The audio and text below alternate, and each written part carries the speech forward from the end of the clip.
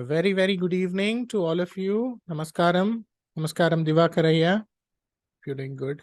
Namaskaram Rajeshaya. Namaskaram Ravichandranaya. Namaskaram Rahul Good evening, sir. Acharya. Good evening. Good evening. Namaskaram, sir. Good evening. Namaskaram. Good evening, So sir. today, Namaskar. Namaskaram. Namaskaram. So all of you, today we are going to start with the session on first bhavas. The first bhava. Very, very important session because there is nothing beyond the first bhava, right? When you go to an astrologer, all of you are astrologers, when you see your horoscope, the first bhava of the horoscope makes and breaks everything in your horoscope. Just by looking at the first bhava, you can come into a conclusion on what this person's life is going to be like, right? So we are going to devote 5 sessions, 5 intensive sessions, right? Through this month, which means this month and 1 week from next month. And you all should be master predictors, not just normal astrologers, right? That is how my students should be, all my students, right? Before we go ahead, a student had asked a doubt pertaining to, or had a doubt pertaining to the GOCHARA RAHU, right? Especially when it comes to how do we ascertain, especially when it comes to the degrees. So what I would do is, I would just connect the iPad. Just give me a sec. Meanwhile, all of you just draw the Rashi Chakra. Draw the Rashi Chakra. For people who are joining in from the north, we are going to use the standardized South Indian horoscope. So in every session, I tell you, I'm not telling you all to use the South Indian horoscope because I'm a South Indian. No, there is nothing like that, right? There is no South Indian, North Indian. But the thing is, it is a very standard, easy format of horoscope, right? Which can be used. So for people, those who have, like new joinees, those who have a difficulty in understanding the South Indian horoscope, you're more than welcome to reach out to me anytime post the session gets over, and I would aid you on the same. And I would also aid you on how to actually connect it with your North Indian horoscope. It's very, very easy, believe me. It's the most easiest. Perhaps a lot of astrologers who've been practicing for years and years now have come to a conclusion that this should be accepted as a standardized version, not because this is best or nothing like that. It is easy to understand. It is more pragmatic, right? So draw a Rashi Chakra. Now, the doubt here is, how do we decipher or how do we go about with predictions, especially when we have multiple grahas when it comes to GOCHARA RAHU, right? I've explained this to you, but still for the benefit of doubt, let me explain this to you once again using an example horoscope, right? So,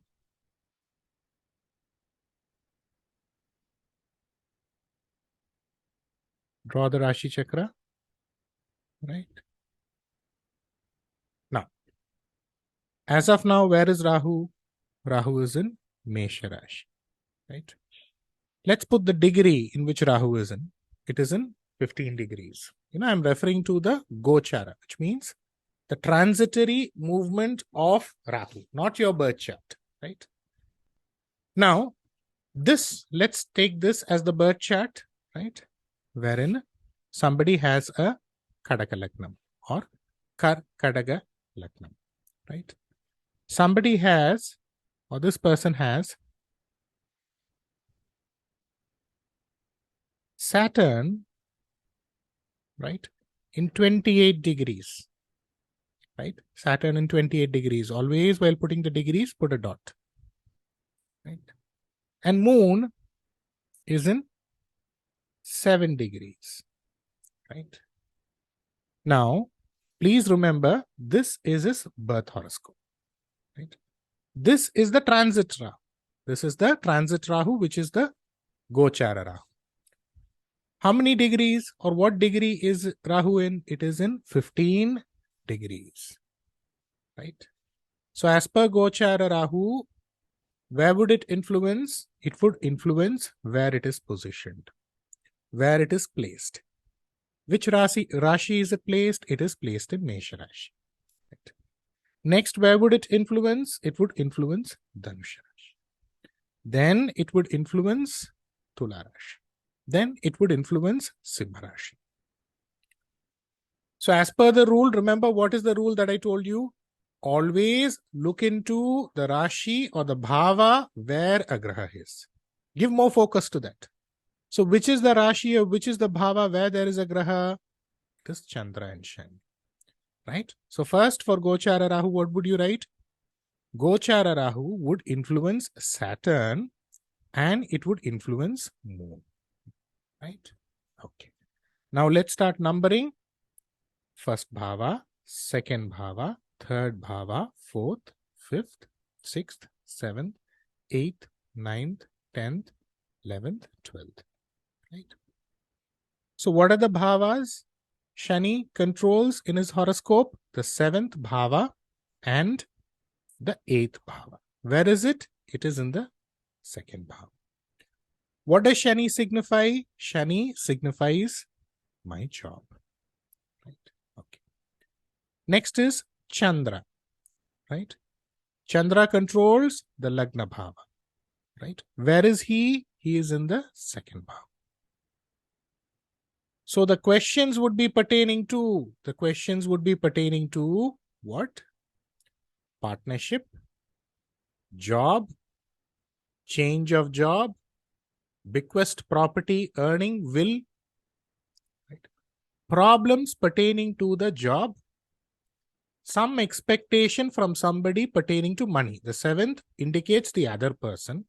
The 8th indicates an unexpected source of income. The 2nd indicates money. Shani indicates job.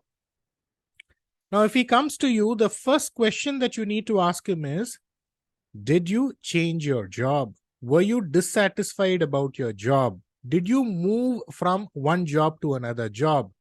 Did you come out of or let go of a partnership?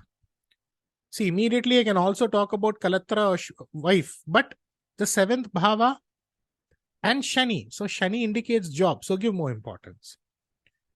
You know, what would this person tell me? This person would tell, I have left my job. I have come out of partnership. This is over. Why? Because Rahu is in 15 degrees. How is he going to travel? He's going to travel in an anti-clockwise motion, right? Like this. So if he is traveling in an anti-clockwise motion, he has already covered Shani, 28 degrees. Now he is moving towards Chandra or Moon, right? So now his immediate question would be pertaining to what? Lagna, 2nd Bhava, Moon, right? So where would you start with? And where is Moon aspecting? Moon is aspecting the Ashtama Bhava. I am expecting some source of money. Will I get this money? The answer should be yes. Why? Because 1 and 2. Good. Right? 1 and 2. I am expecting something, unexpected source of income. Yes. Later on, you can add, whatever you want. You can add whatever you want that I spoke about when Gochara Rahu transits over Janana Kala Chandra. What?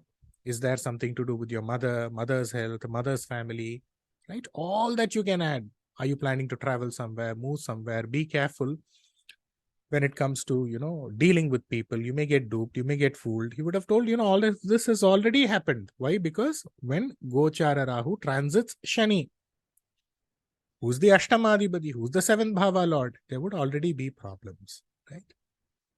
Now it is transiting over Chandra. So when you're moving, going to a water body, be safe. These are the things that you need to tell you as per what I told you in the Gochara Rahu session. So this is as simple as it is. Remember, as I told you, a dasha would indicate something, a bhukti would indicate something, an antara would indicate something. But these are years, months, right? Today, what is going to happen? This week, what is going to happen? Next month, what is going to happen? Now, what is happening? That is Gochara Rahu. It's very, very, very, very important. Right?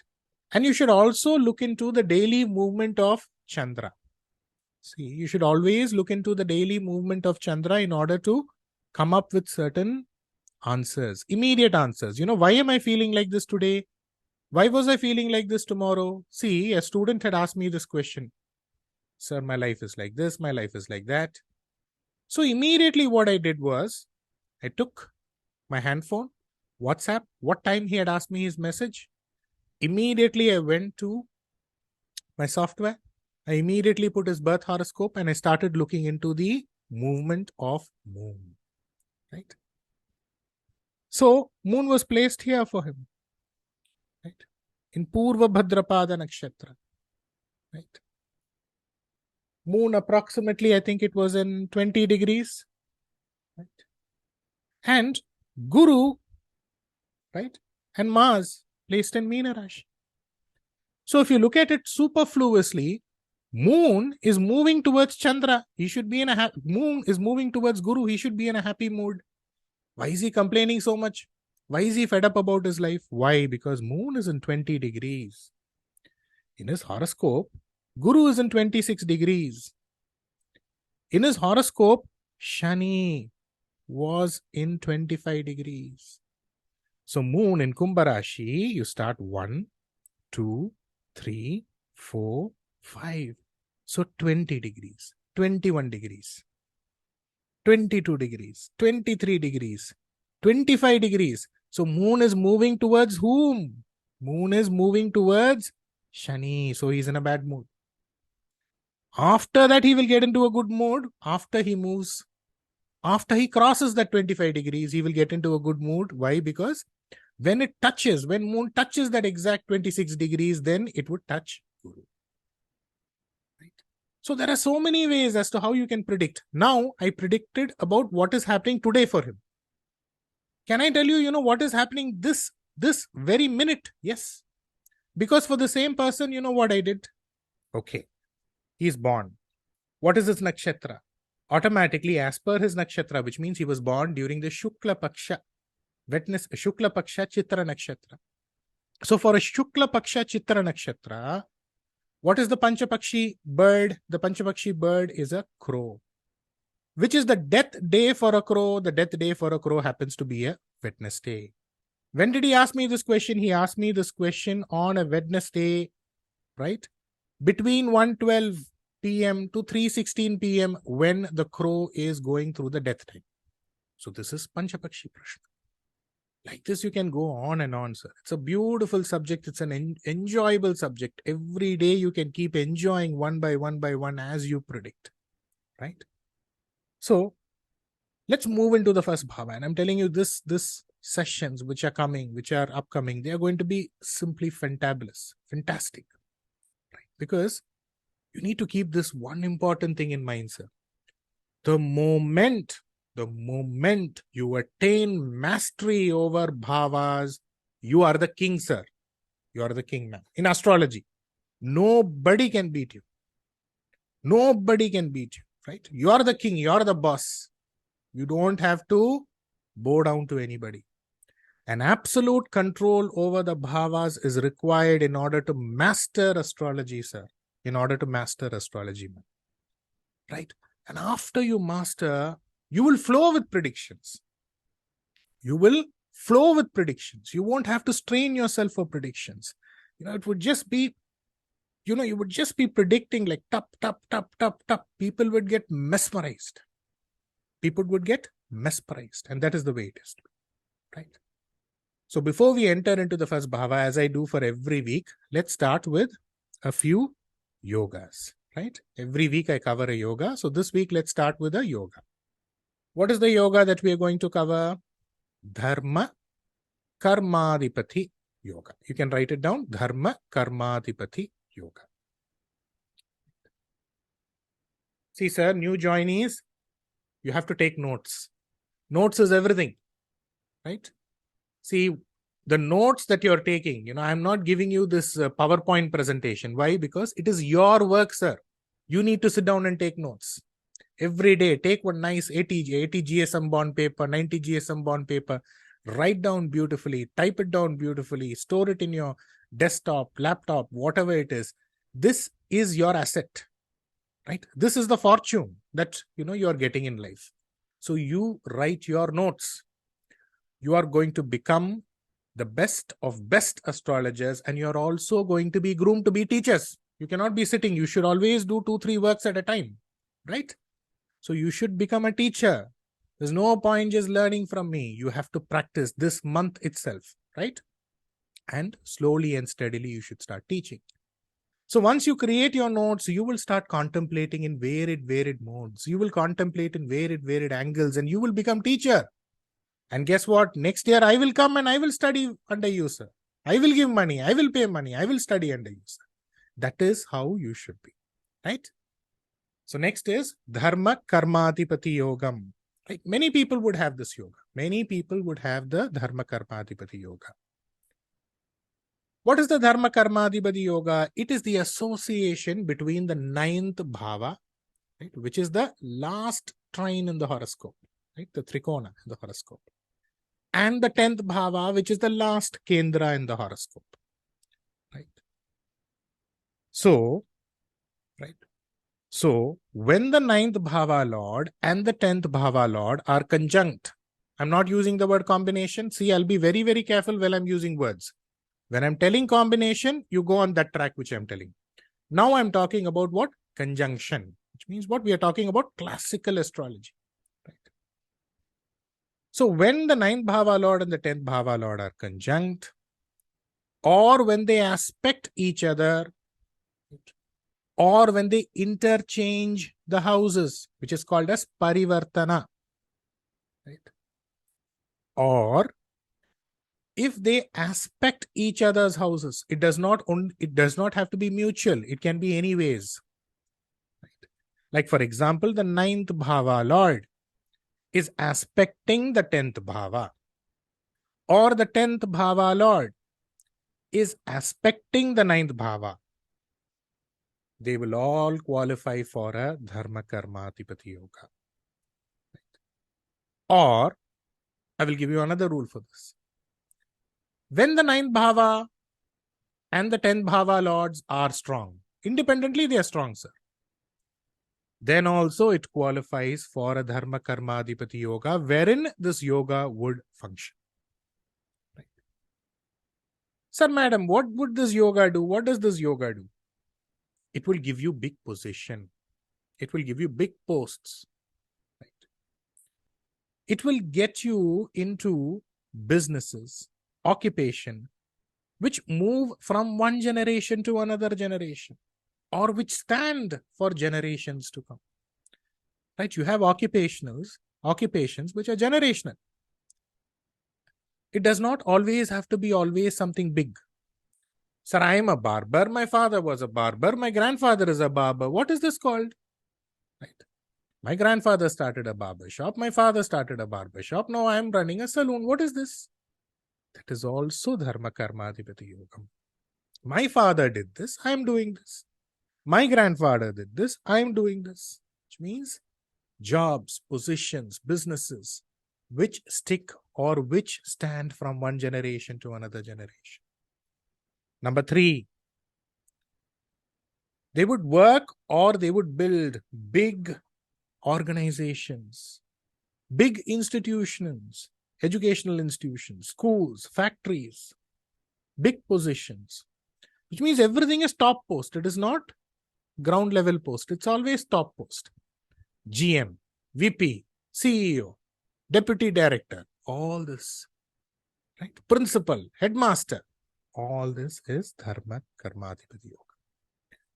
4th point, they would be dharmic in nature, right? They would be dharmic in nature. They would build temples. Not everybody can build temples these days, but they would involve themselves in the construction of temples. That is Dharma Karmadipati Yogam. Number 6, they will come from low positions and will go to the top positions, high positions.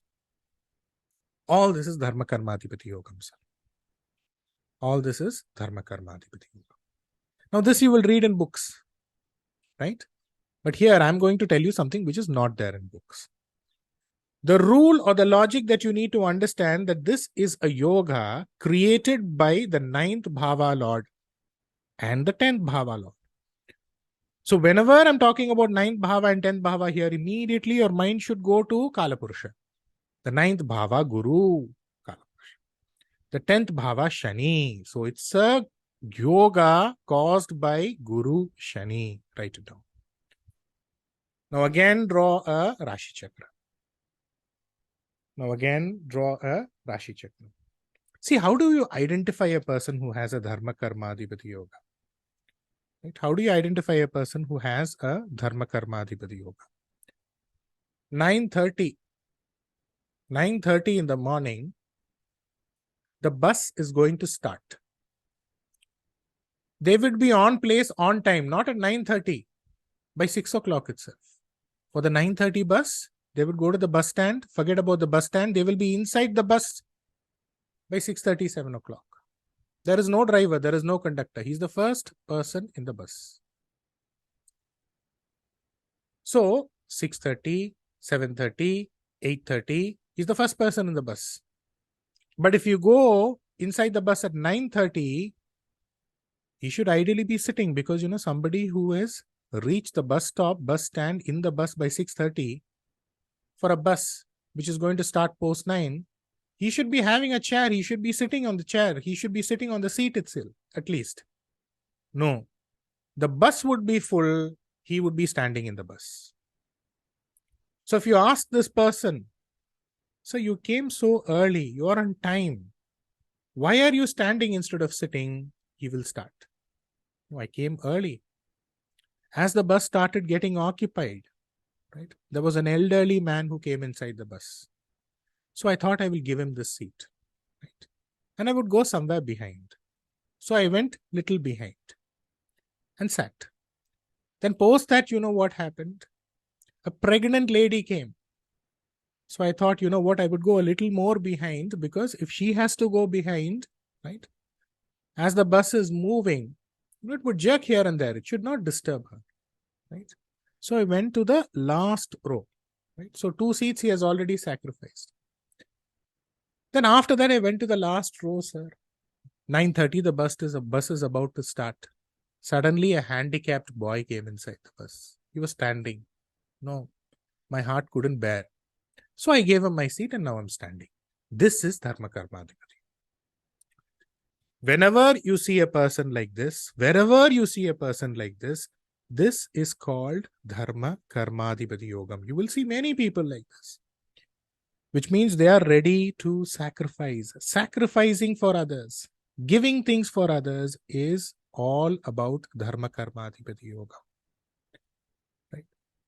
Which means they would keep giving things for others. One part of their life, half of their life, will be filled with social work. The next half of their life is where they would start improving. Many people would get benefited owing to them. People who run big institutions. See, I remember there's a client of mine, right? What he does is, he's into the investment. He invests money and he takes money from his community, his group of people.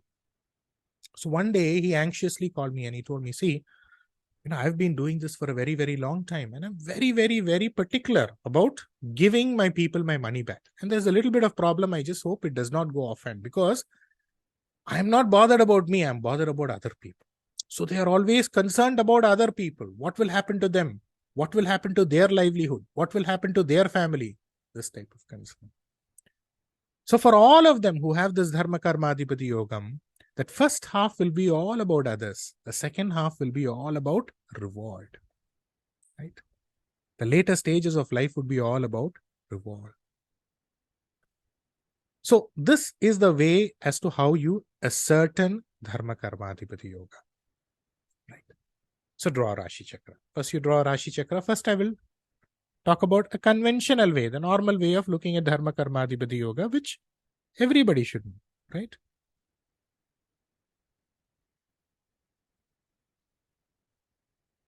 Okay. So draw Rashi Chakra. Let's put a Kadaka Lagna. Right? Let's place Guru here, Mars here. Right?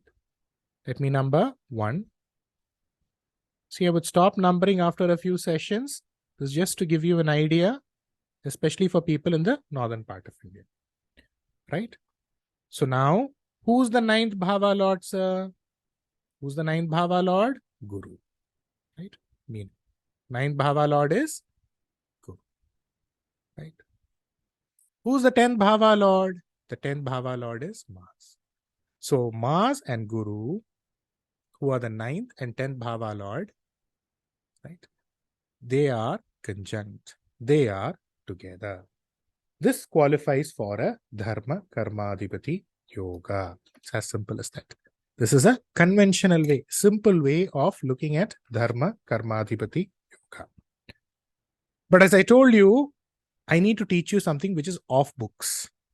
Because yogas are not always point blank straight on the face. Right? Astrology is a shastra of hidden secrets. The reason nobody becomes an astrologer so easily and just understands the basic is because the hidden knowledge, the hidden secrets should be given to you by the right teacher or the right source. Right. So now let's get into the hidden aspect of this yoga. See, what did I tell you? This Dharma Karmadipati Yoga, anything that you are thinking of, immediately you should connect it with the Kalapurusha. A yoga caused by Guru and Shani. Why? Kalapurusha's 9th, Kalapurusha's 10th. Right? So now I'm not going to put the Lagna anywhere. Wherever in your horoscope, where Shani is aspecting Dhanusha Rashi, automatically this Dharma Karmadipati Yoga will work 100%. Will work 100%. Like how? Let's say Shani is in Thula Rashi. Dharma Karmadipati Yoga will work 100%. Why? Because he is aspecting Dhanusha Rashi. Third aspect. Third drishti. Okay. Let's go to Mithuna Shani. He will also get Dharma Karmadipati Yoga 100%. 100%. Why? Shani is again aspecting Dhanusha Rashi. 7th. Right. Let's say somebody has a Shani in Meena Rashi. Again, this Dharma Karmadipati Yoga will work. Why? Because Shani is aspecting the Dhanusha Rashi. Right? So this is also Dharma Karmadipati Yoga. 100%. Or again, let's say Shani is in Dhanusha Rashi itself. Shani in the house of Dhanusha. Again, this also qualifies for 100% Dharma Karmadipati Yoga. Right. So there are so many hidden meanings in your horoscope. Right? Immediately you should not conclude by just blindly looking into a horoscope. There are so many hidden messages that only traditional astrologers knew. Right? Somewhere, they did not want to teach, or they failed to teach, or perhaps, they were not the right kind of students. So all of this knowledge is missed out. Now it is coming to you. Now it is like the golden age where it is coming to you. And please make use of this opportunity to the maximum. Now we discussed about Shani, sir. But remember, we also need to discuss about Guru, right? So draw another Rashi Chakra. Draw another Rashi Chakra. Right. Now, here we are talking about how Dharma Karmadipati Yoga would work in hidden forms. What? Here, how would it work in hidden forms? Remember, Kala Purusha, Guru Shani. So now look at where Guru is, or if at all Guru is aspecting Makara Rashi in the horoscope. Then also the Dharma Karmadipati Yoga will work in hidden form. So let's say Guru is here. Kataka Rashi. Right? Automatically the 7th drishti. It will operate. Okay. Next is Rishabha Guru. Again, the Dharma Karmadhipati Yoga would operate. Why? Because Guru would aspect Makara. Right? Ninth Drishti. Next, let's say somebody has a Guru in Kanya Rashi. Again, it would operate. Why? Because Guru would aspect Makara Rashi. Panchama Drishti. Most importantly, if Guru is in Makara Rashi, all of you will call what? Guru NEECH, Guru NEECHA, Guru debilitated. Sir, Dharma Karma Adhipati Yoga will operate for them also. For them also. You ask any person who has a Makara Guru, they will be wonderful people. So then what is this Guru NEECHAM? That is different concept. Right? They will be separated from the child. Child will be somewhere. They will be somewhere. That is NEECHA Guru. So immediately when you see a horoscope, don't start blindly predicting. Look at the permutations and combinations only in the route that I'm telling you. You just travel in my route. Automatically, you will be able to understand the hidden layers, the hidden meanings of Dharma Karma Adhipati Yoga. Right? So this is the most important thing. Right? And this is considered to be a very auspicious yoga. Very auspicious yoga. Right? Which means slowly and steadily, one by one, step by step, they will come up in life. Now, here we need to understand Guru Shani. I understood that. Right? But here we also need to keep this in mind. Okay, I will get into that topic later. Here you can also consider Guru Shani when Guru takes the Shara of Shani and when Shani takes the Shara of Guru. Let's say, for example, Guru in a person's horoscope is taking the Shara of Uttara Bhadra Pada Nakshatra. Shani. Dharma Karma Adhipati Yoga. Shani taking the Shara of Vishaka Nakshatra. Right? Dharma Karma Adhipati Yoga. But please do keep in mind, a Guru associated with Shani will create problems in childbirth. Right? A Shani associated with Guru, yes, this is considered to be good, especially when it comes to job, because Shani indicates job, Guru indicates expansion of job, it is good. But nonetheless, problems pertaining to child, being away from the child, health issues pertaining to the child are there. Right? Now you can also come into this conclusion. Let's say, you have a Guru Shani in the horoscope. And let's say in between you have some Graha, Mercury. So would it mean that the Dharma Karma Adhipati Yoga won't work? It will definitely work. It will take a little bit of time, but it will definitely work. Right? So even if there is another Graha, say in between, yes, it will work. Which means, first you need to always keep this in mind. A house, a bhava, a rashi, whatever it is by its nature, that quality will be exhibited. Right? You may have a Makara Lagna, you may have a Dhanusha Lagna, you may have a Mithuna Lagna. Right? Your Lagna Lord may be in the 6th, 7th, 8th, 9th, all of that is different. But that 6th, that 7th, that 8th, that 9th, what is it as per the Kala Purusha? What is the guna of that Rashi? What is the guna of that Bhava? That will not change. Right? That will not change. Which means a Dhanusha Rashi will always have that character or the qualities of the 9th Bhava. Right? Rishabha Rashi will always have the quality of the 2nd Bhava. A Rishabha Rashi, in fact, all people who have Rishabha Rashi, Rishabha Lagna, they automatically qualify for a Dharma Karma Adhipati Yoga which functions in hidden forms. Right? All people, those who have Rishabha Rashi, whether they are in big position or not, whether they are in big company or not, somewhere or the other, wherever they are working, wherever they are, there would be some form of, a position associated with wherever they are. And again, don't come into a conclusion, Guru NEECH, Guru NEECHA. So this problem, that problem, everything is a problem. No, that is different. That is different department. One by one, I will take you. But understand these concepts also. Right? Understand this concept also. right? The concept is very, very simple. Makara Rashi aspected by Guru. Dhanusha Rashi aspected by Shani. Right. Now, the other thing is, see, for a yoga to work, first you need to have the gunas associated with the yoga. Right. See, if you have a Dharma Karmadhipati yoga, and I'm telling you that you have a Dharma Karmadhipati yoga,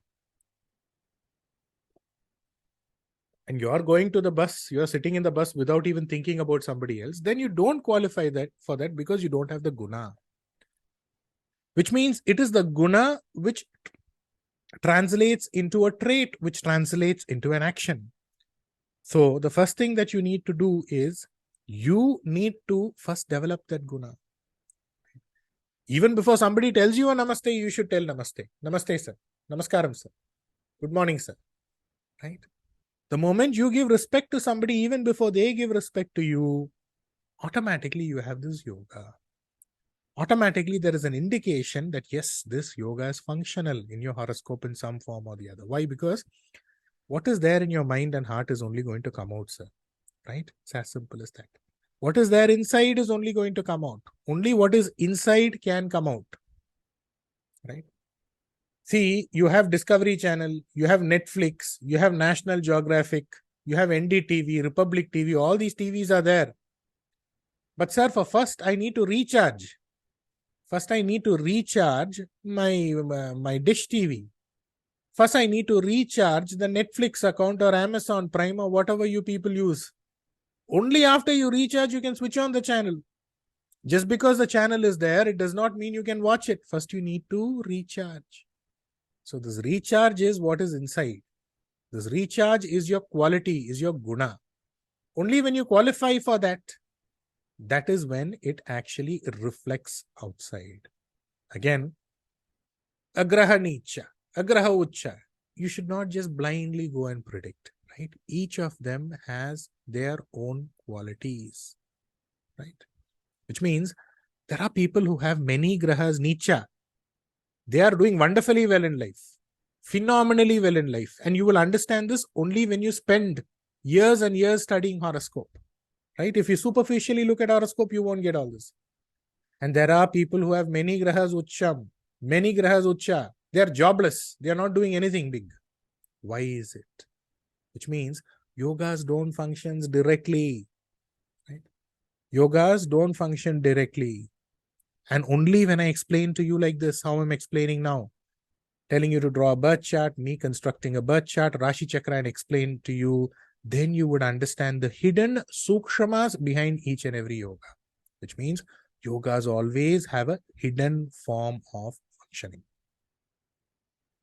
So you should come into a conclusion that everybody who is born, including you, sir, including you, ma'am, has yoga, has some yoga or the other.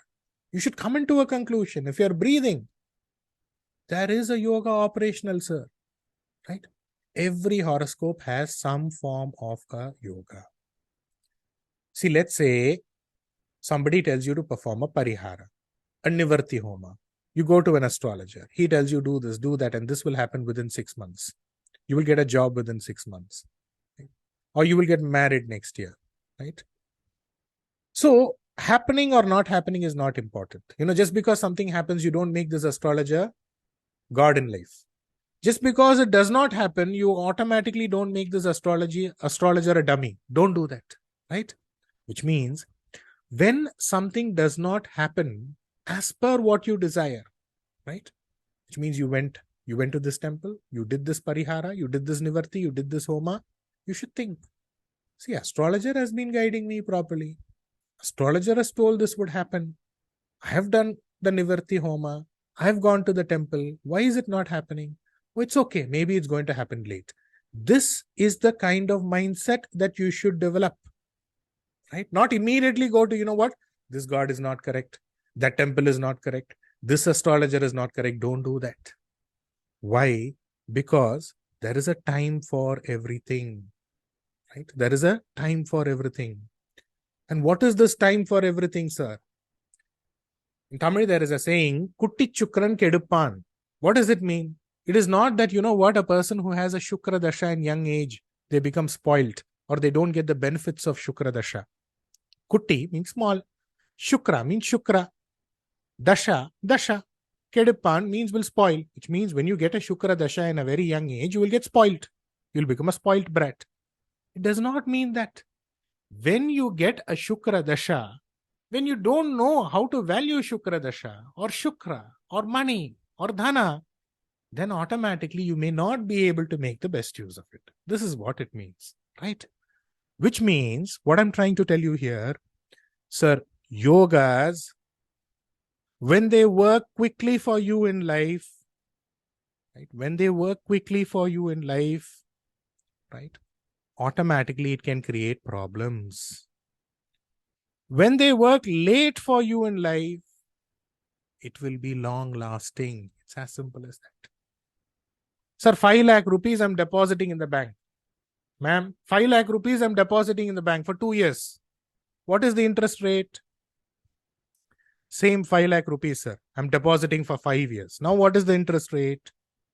So, something which is coming late is going to give me more labha. Something which is going to come quickly is going to give me less labha. So, tomorrow onwards, what you should do? Dear God, my dear loving God, give me more problems. Right? Delay all my yogas.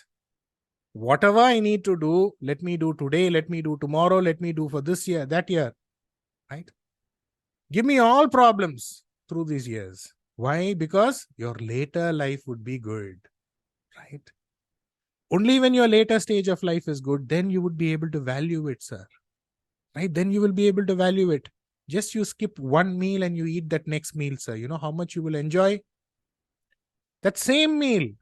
Same idli, same dosa, same chapati, same, whatever you people eat, puri, whatever.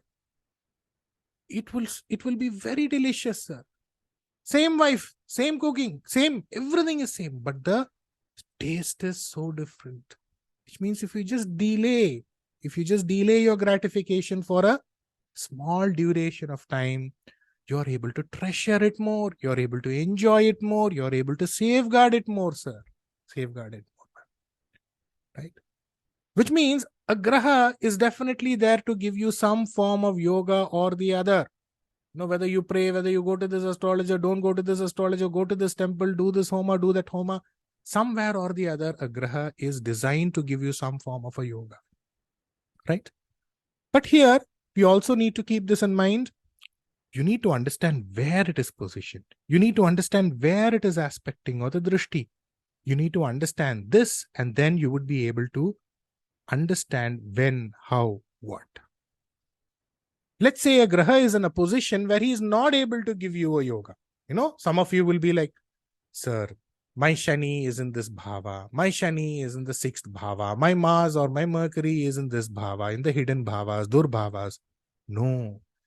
Even if a graha is not able to give you a yoga, I'm repeating, even if a graha who's Shubha, you call a Shubha graha as a functional malefic, you call a graha as a Shubha graha as a natural, functional benefic or a natural benefic, all of that is different. If a graha is not able to give you yoga, irrespective of whether he's a functional or natural benefic, he will make sure that he will give you a yoga owing to the nakshatra or the nakshatra lord that he is positioned in. Right? Which means everybody is trying to do their best to give you something out of your life. Right? But again, there is something called as timing for every event.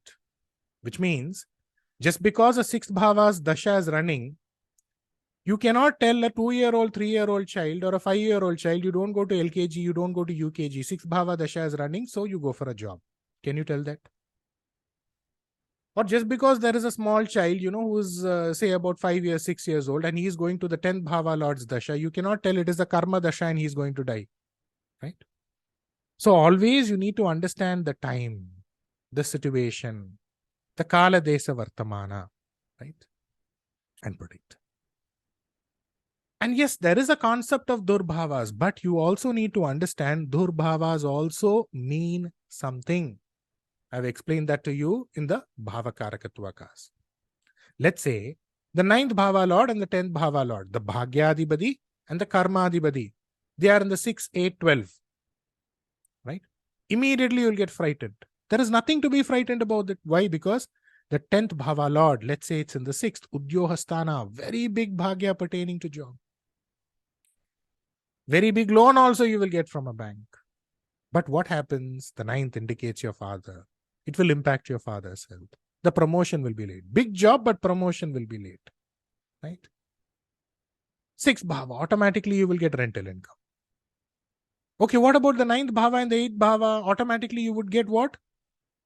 Super frightened. Nothing to get frightened about it. Do you want big properties? Not small properties, big properties. Right? Multiplex, multi-complex, lodges, buildings. You will find people who have this combination, sir. The 9th Bhava Lord and the 8th. Do you know people who have Binami properties? Right? This combination. Right? But the relationship with the father would be spoiled. Right?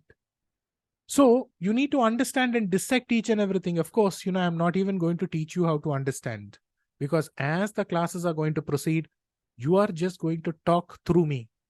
Whatever I'm going to do, you're going to predict. Whatever I'm going to tell, you're going to predict. And you would be stunned at what the other person are actually doing to you here on. I'm just explaining to you the concept so that once we get into the real-time predictions, you're just going to copy-paste what I'm telling, nothing more than that. But you should also contemplate further. So I'm just giving you the intermediate tools in order to contemplate. So Dhanusha Shani, good. Ketu and Shani, good. Sorry, Dhanusha Ketu, very, very good. See, here you need to understand about the Sarpagrahas. Okay, you need to understand very, very clearly about the Sarpagrahas. How do the Sarpagrahas move, sir? How do the Sarpagrahas move? They move in reverse motion. They move in reverse motion, which means if you're thinking something, they are going to reverse and give you the result. So let's say Rahu and Dhanusha. Now what you should do? Pariharas are there in the horoscope itself. You don't have to invent your own pariharas. Pariharas are there in the horoscope itself. Rahu and Dhanusha. Dhanusha indicates what? Dhanusha indicates fame. Dhanusha indicates luck. Right? So if you come into this mental mindset, I don't want fame. I don't want luck. Whatever I have today is enough. Whatever God has given me enough. Suddenly you will become famous. Why? Because Rahu means reverse. So whatever you're thinking and wanting, he will do the reverse. Right? So if Ketu is in Dhanusha, I'll be a simple person. Simple clothes. I don't want to buy clothes. Automatically, you know what? He will give you everything. This is the way you actually navigate. Which means if you say no, they will say yes. If you say yes, they will say no. So now you need to know how to navigate this. Simple way to look at it. Let's say in the 7th Bhava, Ketu is positioned for some person. Right? Ketu positioned in the 7th Bhava. So one person with this combination where Ketu is placed in the 7th Bhava, he will be like, you know what? Why should I get married now? I'm only 45 years old. What? Only 45 years old. Why should I get married now? 46, 47, 48. We'll think about that. Let's say a person is thinking about it. Right? Of course, 40, 45 years is not recommended. I'm just telling, let's say somebody is 30 years old at least, or 25, 27 years old. He's thinking 30 years is fine. I'll get married 30 years, 35 years. Right? And there is another person, same. Let's say he's about some 25 years, 27 years. He has the same Ketu in the 7th Bhava. And he is like, you know what? I am searching for a girl. My father and mother are searching for the girl. My entire family is searching for the girl. Forget me, forget, you know what? Forget my family also. Every day I'm going in the evening and standing in the bus stop waiting for some girl or the other to at least look at me. Nothing is happening. Who do you think will get married first? The first person. The first person who has desired, you know what, I don't want marriage, marriage will come to him. The second person who's doing everything for marriage, this will be unnecessarily delayed. Why? Because Sarpagrahas. The moment you actually understand the simple concept of Sarpagrahas, you automatically have the PARIHARA in the form of how you look at it. Again, since I spoke about Dharma Karmatipati Yoga, and since I spoke about, since I spoke about Shani and Guru, now you need to keep this in mind. Today I've taught you Dharma Karmatipati Yoga, I've linked it with the Kala Purusha, Guru, Shani, all of that. But technically, if you look at it, what do they call this also? They call it as a Brahma Hatya Dosham. It's a big dosham, which means, now you need to understand this very important concept here, sir, which means what? When Guru is associated with Shani, it automatically qualifies for a Brahma Hatya Dosham. Right? So now it is confusing. Sir, is it Dharma Karmatipati Yoga, which is like an auspicious yoga, or now is it what? Is it what? Brahma Hatya Dosha. Of course, there is a variation in the combination, but I'm just telling you to understand clearly. See, when you open a horoscope, sir, you will see 64 doshas. I'm just giving you something just like that. At the same time, you will also see 140 yogas. Now, you decide what you want to do with it. You decide how you want to navigate with it. You decide how you want to direct your client. I'm not telling you to sugarcoat words. Don't do that. I don't do that. But your approach based on what the person needs is how it matters. See, sir, I'm going with my family to Ooty Kodaikanal. Ooty Kodaikanal, hill station, Tamil Nadu. Why do you go to Ooty Kodaikanal? It's a beautiful place, right? What do you have in Ooty? There are so many things in Ooty. You have the botanical gardens, right? You have the Dodapet. There are so many. Forget about Ooty Kodaikanal. Any hill station you go, why do you go? Because it's a beautiful place. Does it mean that in this Ooty Kodaikanal, in this hill station, there is no garbage? There is definitely a lot of garbage also, right? There is also, rubbishes here and there. So now you need to decide what you are going to see in this Ooty Kodaikanal. What you are going to see in this Shimla, Kulu Manali, whatever these places are. So if you want to see the garbage there, you see the garbage there. If you want to see the beauty, the scenery, the lakes, the mountains, the hills, you see that, sir. Which means, if you see Guru Shani as a Dharma Karmatipati Yoga, yes, it is auspicious. If you see Guru Shani as a Brahma Hatya Dosha, the next moment automatically your child will be going through a loose motion. Or he will be going through some health issue. This is the logic, sir. Right? This is the logic. Right? Of course, I'm telling you this so that you understand both of them. Again, this will operate irrespective of whether another graha is there, or let's say some graha is getting into a astanga. Let me give you an example. Let's say somebody has a Kanya Lagna. Right? The 9th from Kanya Lagna, Sun, right? Venus, Mercury. Mercury becomes the 10th Bhava Lord. The 10th Bhava Lord in the 9th. And let's say Shukra is getting into a Astamana. So will you say it won't work? It will work. It will work late, but it will definitely work. Sir, we are discussing about Dharma Karmatipati Yoga. Why do you put Sun here suddenly? Of course, to let you know about Astanga. But in a horoscope, whenever you're putting Sun and when you've added Mercury, always make sure that you also add Shukra, whether you're going to use it or not. Which means these three should always be together. They are what is called as Mukkuttu Grahas. Right? Mukkuttu Grahas. Tamil. Right? Which means, pertaining to Astanga, whether it is Astanga, whether it is Vakra, whether there is another Graha in between, it will work. It will take time. That's all. Right? So, always keep in mind, right? Always keep in mind, there is a yoga for every person in every person's horoscope. Even if you're going through a difficult situation, there is some yoga operating. So, let's say, you say 5 years, the kind of difficulties that I went through, nobody could have gone through, sir. If you come up with this type of thoughts, statements, please keep this in mind. What are the things that you did in this 5 years in order to navigate through the situation? Will be astounding. 5 years are difficult, but what did you do to face these 5 years? You will never ever do it in any other time in your life. Which means if you're doing something which you never did, then it automatically means what? You've attained some form of a superpower, sir. Right?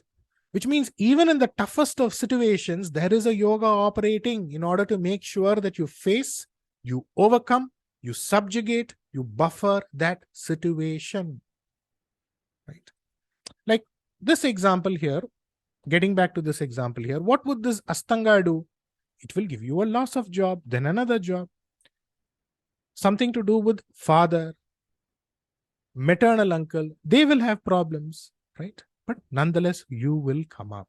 So this is the way you predict, right? Which means, first and foremost, you should come into the belief that yogas are there in each and everyone's horoscope. Forget about each and everyone's horoscope. First, you believe that they are there in your horoscope.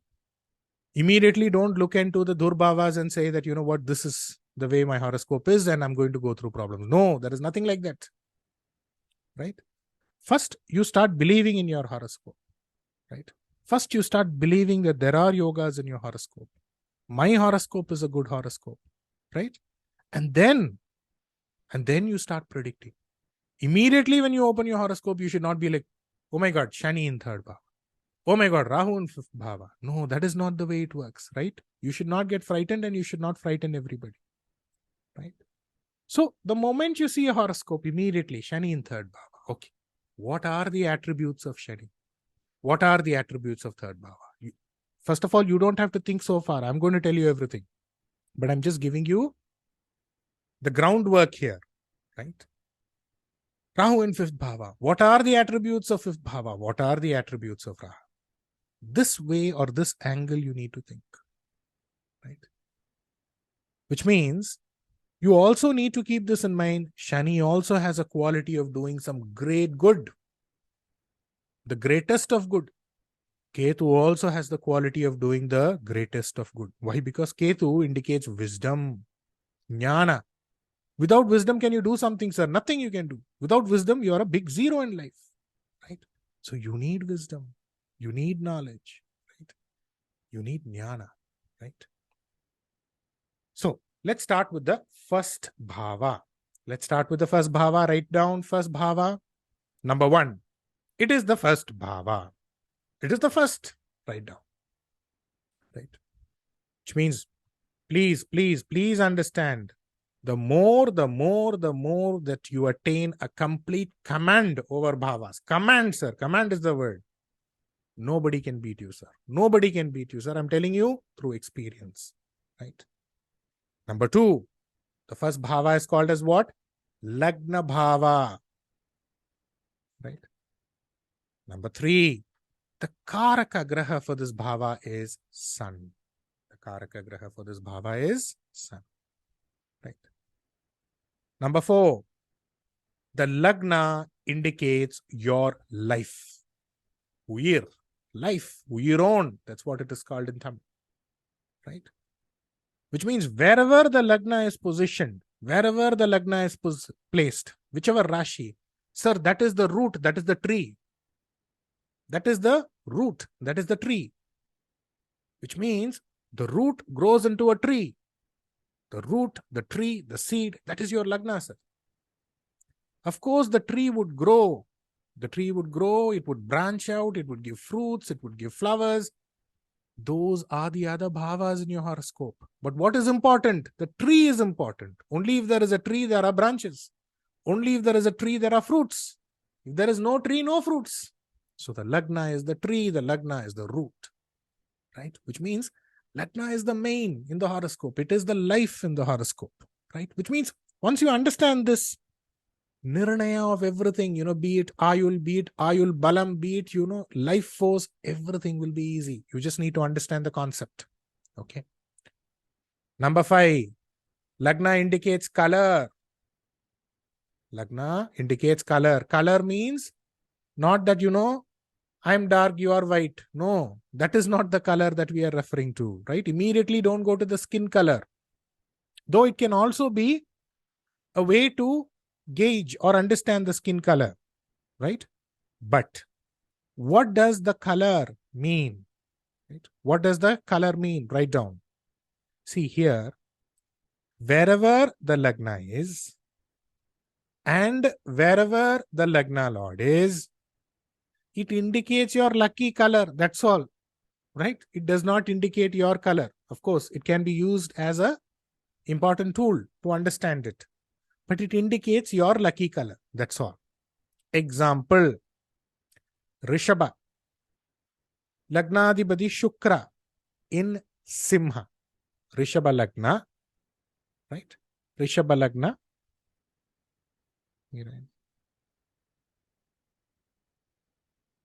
Rishabha Lagna. Lagna Lord Shukra. Where is he? He is in Simha. I'm just giving you an example. Right? So what should you tell him? You should tell him to carry white and red or white and orange. Right? Wherever you go, you should carry this lucky color. This is what I mean by color. So I don't mean anything else. Right? Lagna indicates your guna. Lagna indicates your guna. Sir, I need to get my daughter married to somebody. What would I check first? Not whether he's working in TCS, Infosys, he's in America. What is his guna? Right? Guna is important. Your nature is important. Right? So Lagna automatically indicates your guna. Right? Which means, how is his guna? How does he behave? And when we are talking about behavior, we are not talking about behavior in the society. Right? The way I behave with you, the way I behave with my family is different. Right? I may be a sweet talker with you, but I may be a horrible person in my family, right? So that is not the way it works. Here, when we are talking about the guna, the best way to gauge or understand the person's guna is to look at the guna based on how the family members consider. How my wife considers me, how I consider my wife. How my child considers me, how I consider my child, which means that is where the guna reflects. Which means, right, when, write down, when a Lagna is in a Ashubha Rashi. I will tell you what Ashubha Rashi is shortly, but write down. Just write down. When a Lagna is in a Ashubha Rashi, right? Or when a Lagna Lord, or, and you can write, when the Lagna Lord is in a Ashubha Rashi, how will this person be? You should be careful with this person. Right? You should be careful with this person. You don't know or you won't know when this person is going to pounce on you. When this person is going to get angry. Right? Next, when two Ashubha Grahas, now don't get into your own imagination about Ashubha Rashi, Ashubha Grahas. I will let you know that. Don't worry. Right? And again, when I'm talking about a concept, I'm talking about a concept only pertaining to a certain situation. Like for example, I spoke about BADHAKA right, in the previous session. So use it judiciously where I'm telling you to use it. When I'm telling you to use another concept, use it only where it is required. Right? So we should navigate like that. When a Lagna, right, is aspected or associated with two Ashubha Grahas, right, with two malefics, right, then this person's guna is not good. Remember, sir, we are not talking about whether this person will achieve or not. He may be a big businessman. He may be a crorepati. That is different. We are talking about the guna here, right? When we are talking about association, we are talking about aspect. We are talking about drishti, obviously, right? And we are talking about it in that Lagna itself. Which means when you see two Ashubha Grahas associated with the Lagna, you should be careful with that person. You don't know when this person will pick up a quarrel. Of course, we are not talking about public interactions. We're just talking about inside the family, right? Right? Because guna is very, very important. Right? People ask you, right? What is the nature of this boy? What is the nature of this girl? That is where they start. Then they go to, whether you're having a business, whether you're working here or not. Okay. Now, what are the Ashubha Rashis here? Ashubha Rashis, we need to understand for this point here. When the person is asking about Guna, look into this point. After that, you need to move out. Right? The Rashi ruled by Mars, Shani, and Chandra, which means what? Vrishchaka Rashi, Mesha Rashi, Makara Rashi, Kumbha Rashi, Kadaka Rashi. Sir, Kadaka Rashi, Guru is getting exalted, sir. How? Chandra indicates Chanchala. Chandra indicates something which is not stable. If something is not stable, anybody and everybody can influence her. It's as simple as that. Right. Again, what are the Shubha houses? The houses ruled by Shukra. The houses ruled by Guru. The houses ruled by Magari. So you're just going to follow me to the T, sir. Don't deviate anywhere. Right? Because we are talking about predictive astrology. You have to make bang on, to the point, sure shot prediction. So don't deviate here and there. I'm giving you concepts. That concepts you apply later on. But when I'm giving you immediate points should be applied just as it is. Because I'm just giving you what I practice. Right? Number 7. Shape, the physique. Lagna. Number 8. Arogya. Lagna. Of course, the Sukhasthana is there, that we will get into later. Or I've already told you. But life force, if that is strong, Arogya is required. Number 9, location. Remember, all of you went through the Rashi Karakatwa course. Location. Location is Lagna. Where are you located? Where will you be located? Which location is suitable for you? In your body part, head. In your body part, head. Number 11, your desires, your thoughts is your Lagna. Wherever your Lagna is, whichever Rashi your Lagna is, the grahas associated with that Rashi is your desire, is your thought. Again, number 12, Adripti, which means your desire is also Lagna. The Adripti is also Lagna, which means wherever the Lagna is, again, the grahas associated. Just write down. As we move forward, I will tell you what do I mean by that. Right? As we move forward means this session itself. Don't worry. Right? So the Lagna also indicates Adripti, which means wherever the Lagna is, it also indicates where you will have Adripti or disappointment in life. This is all is about Lagna Bhava. Right? This is all is about Lagna Bhava. See, Sun, some people consider it as malefic. No. For predictive astrology course, we are going to consider it as benefic. Why? Because he indicates growth. Right? He indicates growth. Right? Next, number 13.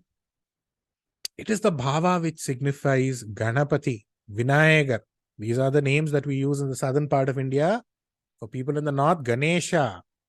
Right? See, there is a saying in Tamil, Talaikku vandadu Talapavoda Puch, which means what had to come to my head, which means some big danger which had to come to my head, it just went away with my turban, which I was wearing on my head. Right? So this is the story of Ganesha, right? Head is gone. Head is swerved. Still, that is not a problem. A new head arrives for him, which means this is a bhava which signifies Lord Ganesh. This is the bhava, number 14, which signifies the first devata. The first devata that you need to pray to is always Vinayagar, is always Ganapati, is always Ganesh. Right? So here we have the first nakshatra, which is Ashwini nakshatra, which is the nakshatra of wisdom, jnana, right? Which means here it also indicates your hair. Why? Because Ketu signifies the hair. Right? Which also means this is where wisdom lies. This is where the wisdom lies. Why? Because there's a story of Ganesha, right? There's a story of Ganesha where there's a competition between Ganesha and Lord Muruga. All of us know the story, right? Who wins in the story? It is Ganesha, right? How did Ganesha win in the story? Because he used his wisdom. Why travel all around the world to get this fruit of wisdom? Like how Lord Kartikeya is planning to do. Father and mother, they are everything. I would just circle around them and they would give me the fruit of wisdom. So, wisdom is everything, right? So, the Lagna Bhava indicates Ganapati. As a Lagna Bhava indicates Ganapati. See, speaking about wisdom, I think I can tell you a small story. See, you have Sri Devi. All of us know Sri Devi, right? You also have Mu Devi, right? Who's the sister of Sri Devi. So both these sisters, you know what they did? They went to the nearby register office and they made an agreement. You know, all people were there. Collector, sub-collector, everybody's there. They went to the nearest register office. They made an agreement. What is this agreement? Agreement is, wherever I am there, you won't be there. Wherever you are there, I won't be there. Which means wherever Sri Devi is there, Mu Devi won't be there. Right? Sri Devi is wealth. Mu Devi is what? Daridra. Wherever Mu Devi is there, Sri Devi won't be there. Right? So one Guruji, he was passing by that register office. Right? He was passing by that register office and he happened to notice this agreement. So what he did, he went and called all his Sishyas. Sishyas, come, you know what? I was passing by the road near this register office. Sri Devi, Mu Devi. They've just registered an agreement. Wherever she is there, this person won't be there. Wherever Mu Devi is there, Sri Devi won't be. So all the Shishyas got it. So all the Shishyas, they started developing a big yagna, homa. Obviously for whom, sir? Sri Devi. Right? Sri Deviye Namaha. Sri Deviye Swaha. There is one odd student. Right? He's praying to not Sri Devi, he's praying to Mu Devi. Right? Mu Deviye Swaha, Mu Deviye Namaha. Right? Who do you think has a bigger fan club, sir? Who do you think has a bigger fan club? Sri Devi has a bigger fan club. Right? There'll be so many people. Right? There'll be so many fanboys for Sri Devi. But there is no fanboy for Mu Devi, poor Mu Devi. So this Mu Devi is surprised. Who is this person? Nobody even thinks about me. Right? Nobody remembers me. Who is this person who is thinking about me? And she's free because nobody is praying to her. Sri Devi will take some time to come, right? But Mu Devi, no time. Immediately she appears in front of him. Right? So she asked, dear son, what do you want? He says, dearest Mu Devi, I pray to you. Wherever I am there, you should not be there. Right? Wherever I am there, you should not be there. So what does Goddess Mu Devi do? Right? Order agreed. Immediately she disappears. So the moment Mu Devi disappears, Sri Devi comes in. This is wisdom, sir. Ma'am, this is wisdom, ma'am. Right? Which means wisdom, in order to go about and approach things, is extremely, extremely difficult. And who greater than Ganapati or Ganesha to give you wisdom, right? So this is how it works, right? Which means you can go through anything in life. You can have wealth, you can have money, you can have whatever, but nothing equates wisdom. And I'm just talking about my experience. You see big people, you see small people, you see not so big people. I'm just talking about personal experiences. And through personal experiences, somewhere you feel that, it is the wisdom that actually goes about and makes a person big or small, makes a person wise or foolish, right? So, the more the wisdom, the bigger the person that you can be, right? So, Lagna Bhava, first Bhava, the Bhava of Vinayaka, right? Lagna Bhava, in order to strengthen the Lagna Bhava, what do you need to do now? You need to pray to Lord Ganesha. That's it, right? In order to strengthen the Lagna Bhava, you need to pray to Lord Ganesha. The first Bhava starts with a nakshatra of Ketu, which indicates a hair. So, sir, ma'am, the next time, if you're planning to buy one helmet, right? Or if you're planning to buy a cap, or you can just like that buy a cap, right? and you can go to the nearest Ganapati temple or the Ganesha temple and keep it. Keep it in front of Ganesha. Keep it in front of Ganapati, right? And do Archana and take it. Helmet, you will be safe. Helmet, you will be safe.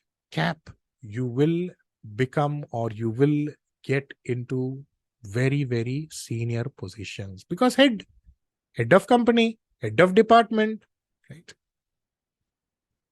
So anything to do with, getting into positions of power, just try this simple remedy. Right? The next time you're buying a helmet, go to a Ganesha temple. Next time, buy a cap, go to a Ganesha temple. Somewhere you would be called as a leader by some group of people. You have these leaders. Captain, right? You call people captain, right? You call people boss, chief, you will reach that position. Again, Ketu, in whichever bhava he is positioned, and in whichever bhava he is associated, students already know what association is, but anyways, I will be telling you all this again, right? Whichever bhava it is associated, he or she will have the knowledge about that bhava, right? He or she will have a knowledge about that bhava, right? Okay. Let's discuss a few example horoscopes in order to understand the concepts that I just taught you clearly. Draw a Rashi Chakra. Please keep drawing a Rashi Chakra.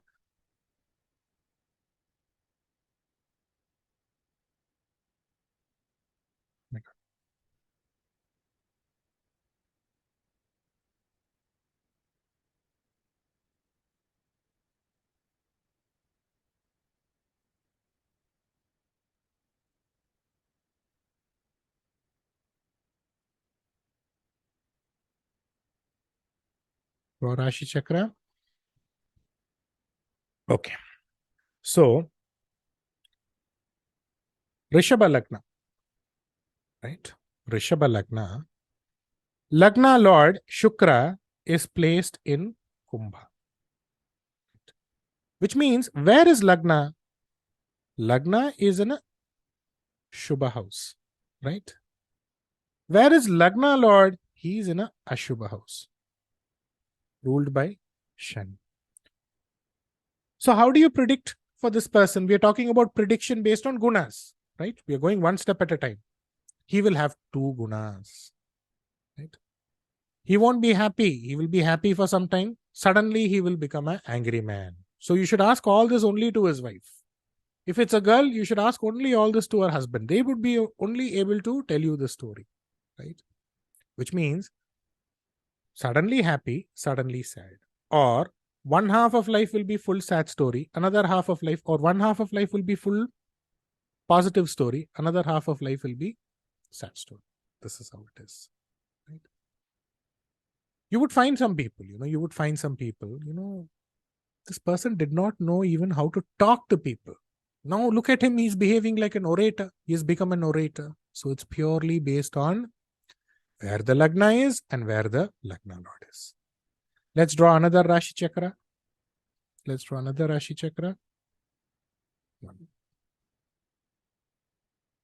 Right.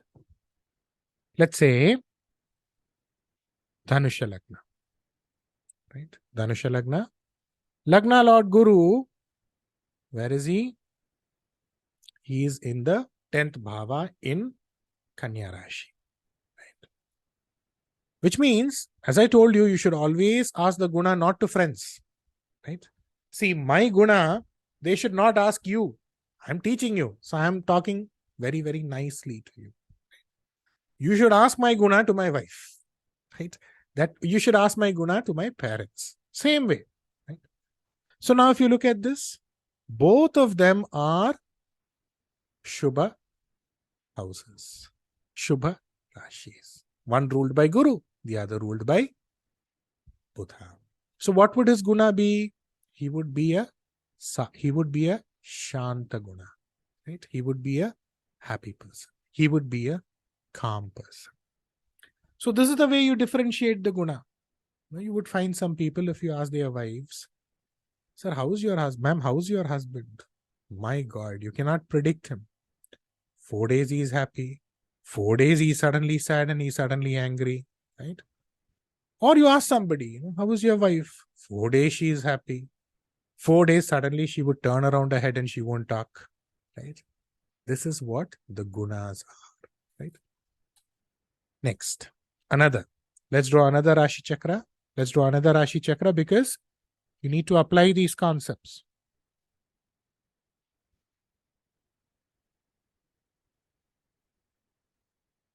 Let's take an example, Meena Lagna. Right. Let's say an example, Meena Lagna. Keep drawing Rashi Chakras because the more and more you draw, remember, see, the moment you construct squares, circles, boxes, lines, this is Ketu basically. And Ketu is very integral, especially when it comes to architecture. So the more and more boxes that you construct, there's a possibility that, very shortly you will buy some property, you will have some land, right? So keep drawing, or keep casting the Rashi Chakra. Let's say Guru. So Meena Lagna, Lagna Lord Guru, in its own sign, good. Let's say Shani. Let's say Ketu. Right? Which means Lagna Subha. Lagna, where is he? He is placed in a Shubha Rashi, which means what? Now, good. But now you have two Ashubha Grahas, Shani and Ketu, right? Shani in the Lagna and Ketu automatically would influence Shani, influence Lagna, influence Guru, right? Directly, if you want, you take it as a third drishti. Or if you want to go anti-clockwise, I would suggest you to try practicing anti-clockwise for Rahu Ketu. You can call it a 11th drishti, right? Don't call it drishti, call it association. Why? Because you should not use the word drishti for Rahu and Ketu, right? Automatically, it's 50% now. 50%. This is like, the Vikramaditya story. Which means, how will this person's guna be? Let's say I am this person's teacher. What would he say after being trained by me? Sir, you're my God. Sir, you're my God. Sir, you showed me life, you showed me astrology, you showed me everything, sir. Everything because of you, sir. This is one half. After that, you know what he would do? Sir, it's because of you I wasted all my life. So it's because of you I wasted 1 year of my life. I could have done something else, sir. I would have been some other jobs. Two sides. Right? He will talk this way also. The guna will be that way also. This is the Vikramaditya story. Right? Which means one half of life will be one guna, the other half of life will be another guna. Right? Okay. Let's get back to the rules. Lagna Lord, write down. Lagna Lord, when debilitated or when in 3, 6, 8, 12. Lagna Lord debilitated or in 3, 6, 12, 8. See, from now on, each and every point is going to be marvelous. This is the intermediate, and this is the, I'm also going to add what is going to come for higher classes, which means what I'm going to teach 12 months from now also I'm going to try to add here. So everything is going to be intense from now. So keep writing notes. The only thing you need to do is write notes. That's all. That's all you need to do. Right? Lagna Lord debilitated 3, 6, 8, 12. In 3, 6, 8, 12. Right. This indicates difficulties in life. This indicates dissatisfaction in life. This indicates dissatisfaction in married and family life. Married life, family life, difficult. Delay in marriage. Right. Which means Lagna Lord should not be debilitated, sir. Should not be debilitated, ma'am. Should not be in 3, 6, 8, 12. Right. Automatically, it creates what? A life which is filled with struggle. See, this is like, what? The standard template. Immediately, you should predict. Immediately, don't look this, don't look that. No. This is the rule. Immediately you should predict with this, right? There is nothing beyond it. Dasha, Bhukti, the other bhavas, they will take permission from the Lagna, then they would operate. So how your Lagna is how the other aspects are going to be. Right? Marriage life, less happiness. Delay in marriage. Right? Which means this person would have to go through a downfall. He would have to go through a downfall. Only then he will come up. Right? Only then he will come up. So you should be careful. Right? You should be careful. Right? Hope all of you are writing. All of you are writing. So let's get into an example here. Please draw a Rashi Chakra.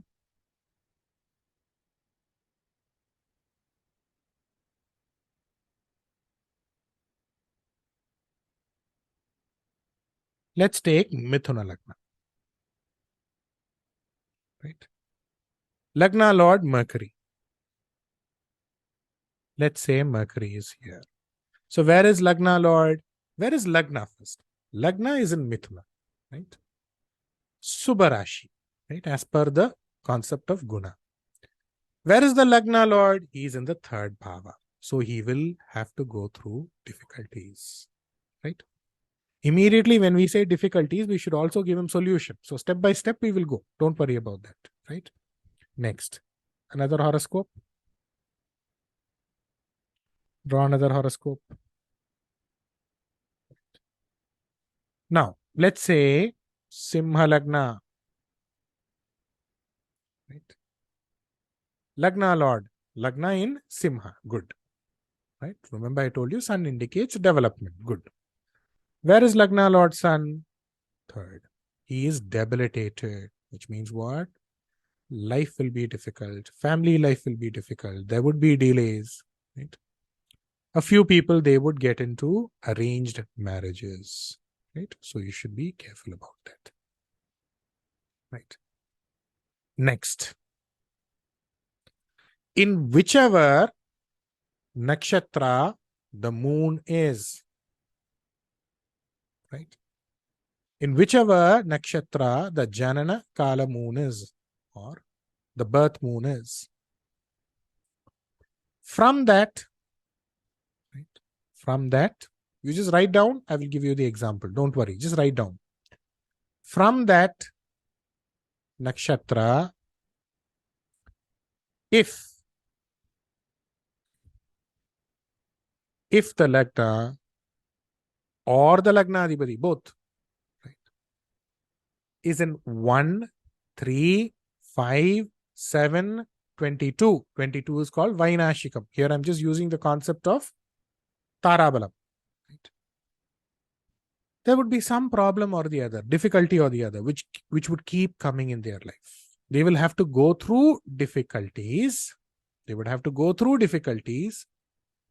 Go through difficulties in family life, go through difficulties in life in general, and only then come up in life. Right? Now draw the Rashi Chakra. I will explain to you the concept. Right?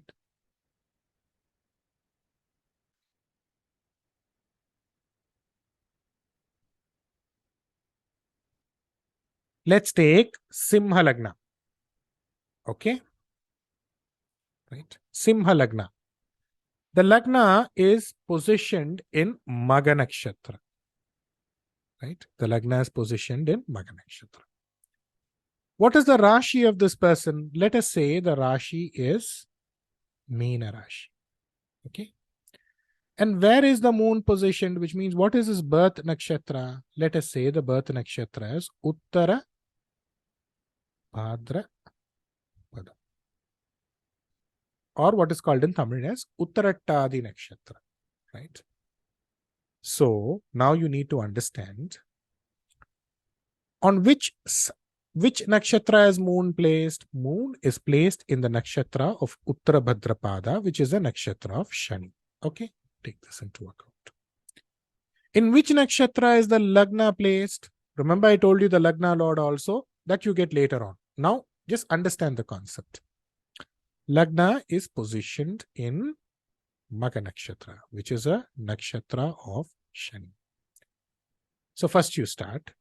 First, from the moon nakshatra, you will have the Shani nakshatra, which is where it is placed, you count as 1. Right? Uttara Bhadrapada nakshatra.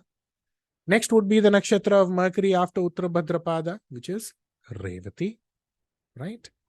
Next would be the nakshatra of Ketu, which is Ashwini nakshatra. Stop there. With this itself, you can get the logic. So you have Ketu nakshatra, which is third, right? Which is third nakshatra.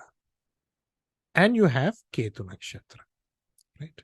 So Magha, if you count, it will come as the 12th nakshatra. So 1 plus 2 is 3. So automatically this person will have to go through difficulties in life, will have to go through struggles in life. Sir, every human being is born with problem. Now tell me whether he will come out or not. Very simple, sir. If this Lagna Lord is positioned well, placed well, right? If this Lagna Lord or Lagna is aspected by Shubha Graha, he will come out of the problem. That's all. Very simple, right? So this is Tarabala. This is the concept of Tarabala. So apart from 1, 3, 5, 7, 22nd nakshatra, which is called as 22nd is called as the Vainashika nakshatra. Wherever Chandra is positioned in the nakshatra, which is what? Apart from 1, 3, 5, 7, 11, it is good. So immediately when you get a horoscope, what should you check? You should check in which nakshatra Lagna is positioned, right? You should check which is the birth nakshatra, right? And start counting or start calculating. Just give me 5 minutes. I will just fill some water and come. Not even 5 minutes, 2 minutes.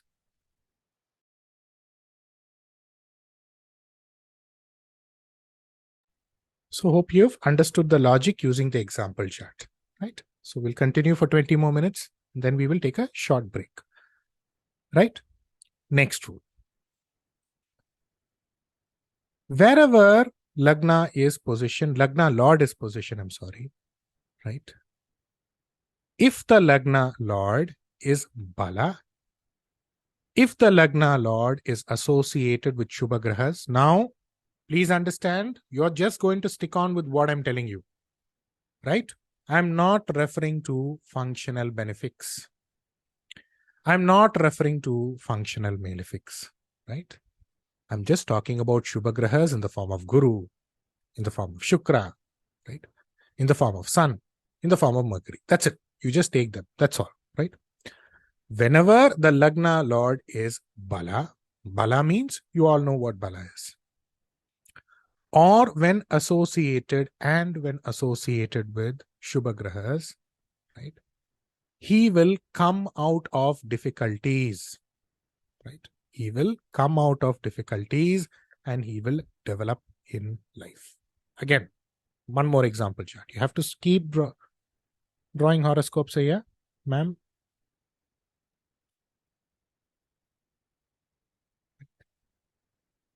Simha Lagna.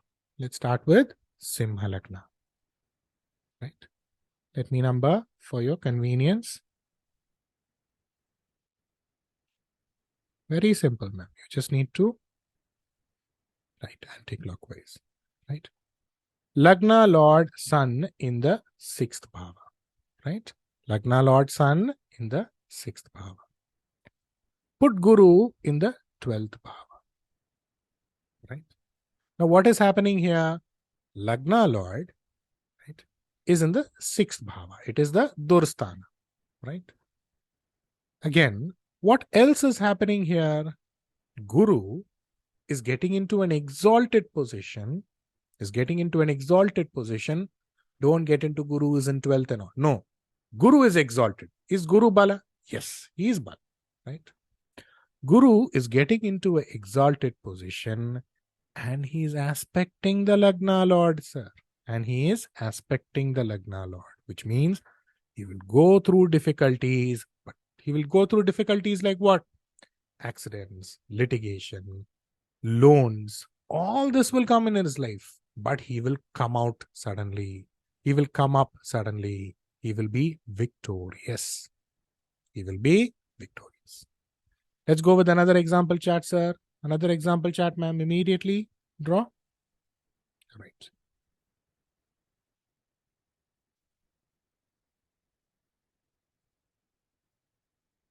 Kanya Lagna. Let's put Kanya Lagna. Right. Lagna Lord Mercury in Mesha Rashi. Right. In Mesha Rashi, you have Shani. Right. Number it for your convenience.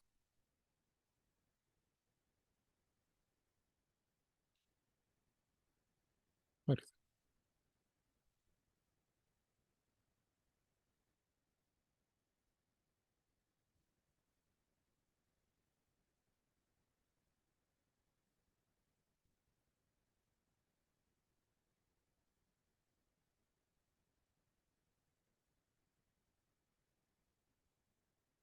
Right. Where is the Lagna Lord? The Lagna Lord is in the Ashtamasthana. Big difficulties, sir. Who is the Lagna Lord with? The Lagna Lord is with the Ashubha Graha. Who? Shani. So this needs care. This needs attention. He will go or she will go through a lot of difficulties. Which means the Lagna Lord is getting into a Dursthana. Right? Is getting into a Durbhava. The Lagna Lord is also associated with the Ashubha Graha. Right? There is no Subhadrishti. Right? Now don't come into this conclusion. Shani is the Panchamadhipati, the fifth Bhava Lord. Lagna Subha. That's why I'm telling you, I'm not using the concept of functional, benefic, malefic. No. Shubha, Ashubha. That is the start. That is the end. That is the most important step towards astrology. Right? You should go step by step. If this step is right, only then the next step will be right. Be careful. Right? So don't jump steps. Sir, this is a procedure. What I'm teaching you is a step by step to dissect a horoscope. So just follow that. Right? Which means here, Shani is along with Mercury. Shani, who is a debilitated Shani. Again, which automatically means this person should be careful. Why? Because the Lagna is very, very weak. Right? Very, very weak. See, to understand concepts very, very clearly, you need to understand. I'm just using these two examples that we studied. This is one example, right, which we studied. This is another example. See, sir, you have a son. You're going through a difficult situation in your life. Where? In your hometown. Right? Where is your hometown? Your hometown is in Tiruchi. Right? Or your hometown is somewhere, okay, in northern part of India. Let us say your hometown is in Dehradun. You're going through difficulty. Your son is also going through difficulty. So what the son is doing, he's telling, dear daddy, I'm going to go to Bangalore. Right? I'm going to go to Bangalore. So if your son is facing, or if your son is going through this difficult situation, see, all people have this situation. Like, this is a common story. My son, he was going through a difficult time here. He went to Bangalore. He made good friends, right? He made good connections, right? And he is developed in life. He's a software engineer. He has built a house in Bangalore. This is one story, right? This is one story. Which is the story? It is this story. Right? The second story is also the same story. My son, he was going through a difficult situation. We are having a difficult situation. He went to Bangalore. He developed wrong friendship. He has come back now. Full time he is He's smoking. He's developed bad friendship. So this is the difference between these two horoscopes. This is the difference between analyzing the horoscope, right? So this is how Lagna Lord getting into a Marivasthana or a Dursthana associated with Shubhar. That time you meet the right people, you get the right contacts, you get the right opportunities, you develop, right? Getting into a Dursthana associated with what? Ashubha Grahas, automatically bad time, going through a bad situation, develop bad friends, develop bad association, get into bad situations, more problems, right? which means there also you go, you get spoiled and you come back, right? So this is how you need to dissect the horoscope, right? This is how you need to dissect the horoscope. One by one, step by step, we should go, sir. Immediately don't jump. As you go step by step, everything is easy, sir. It's very, very easy. Studying horoscope is easy, but you need to understand by the step-by-step approach. That's all. Since nobody teaches you the step-by-step approach, you will go here, you will go there, you will check this, you will check that. Suddenly you will jump into the divisional chart. You will vomit, right? You should not do that, right? Step by step. Next, whenever a graha is getting into its own sign, right? Whenever a graha is getting into its own sign in the horoscope, right? Whenever the graha is getting into its own sign in the horoscope, then the native, right, will come back, will live in his native land, in his native soil. See, native land is if you are born in Darjeeling, Darjeeling is your native place. Let's say in Darjeeling they speak whatever language. Let's say in Darjeeling they speak Bengali. Then wherever that Bengal is, I'm presuming, it's in Bengal. So that is your native zone. So we are talking about native, which means whenever in a horoscope, right, a graha is getting into its own sign, which is called as Swarashi, right? That person will come back to its hometown, right?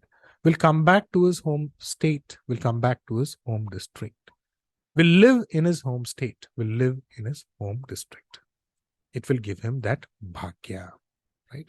Which means wherever he goes, he will return back. Very, very important rule, sir. These simple rules are decision makers for the questions that people ask you, right?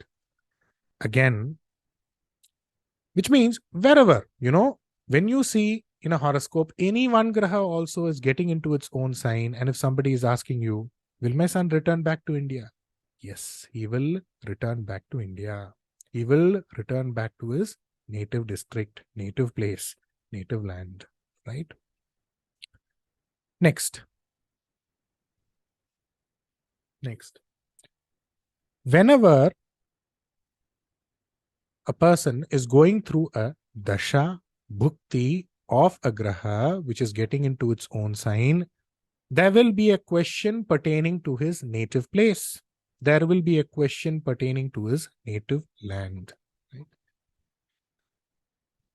Which means, should I go back there? Should I invest in a property there? All these questions will be there. Right. Next. Whenever you see a Ucha Graha in a horoscope, right, this person will get his name, fame, development, and progress away from his native land. Right? Away from his native land. Now the question is, sir, you're giving one template. You're giving one rule.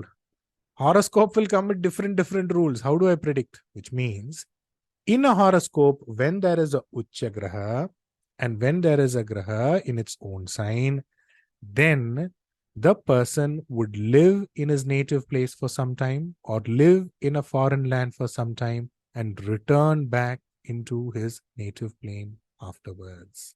Which means, for some time, I wanted to live abroad. For some time, I went abroad. For some time, I worked in Delhi. For some time, I worked in Chennai.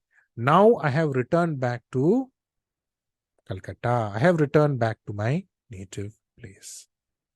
Right? Next. More than Ucha, more than exaltation, a graha in its own sign is preferred.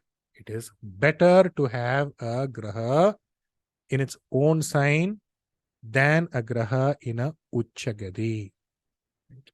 Than in a Uchagadi. I will give you a reason for each and everything. Don't worry. You just write down.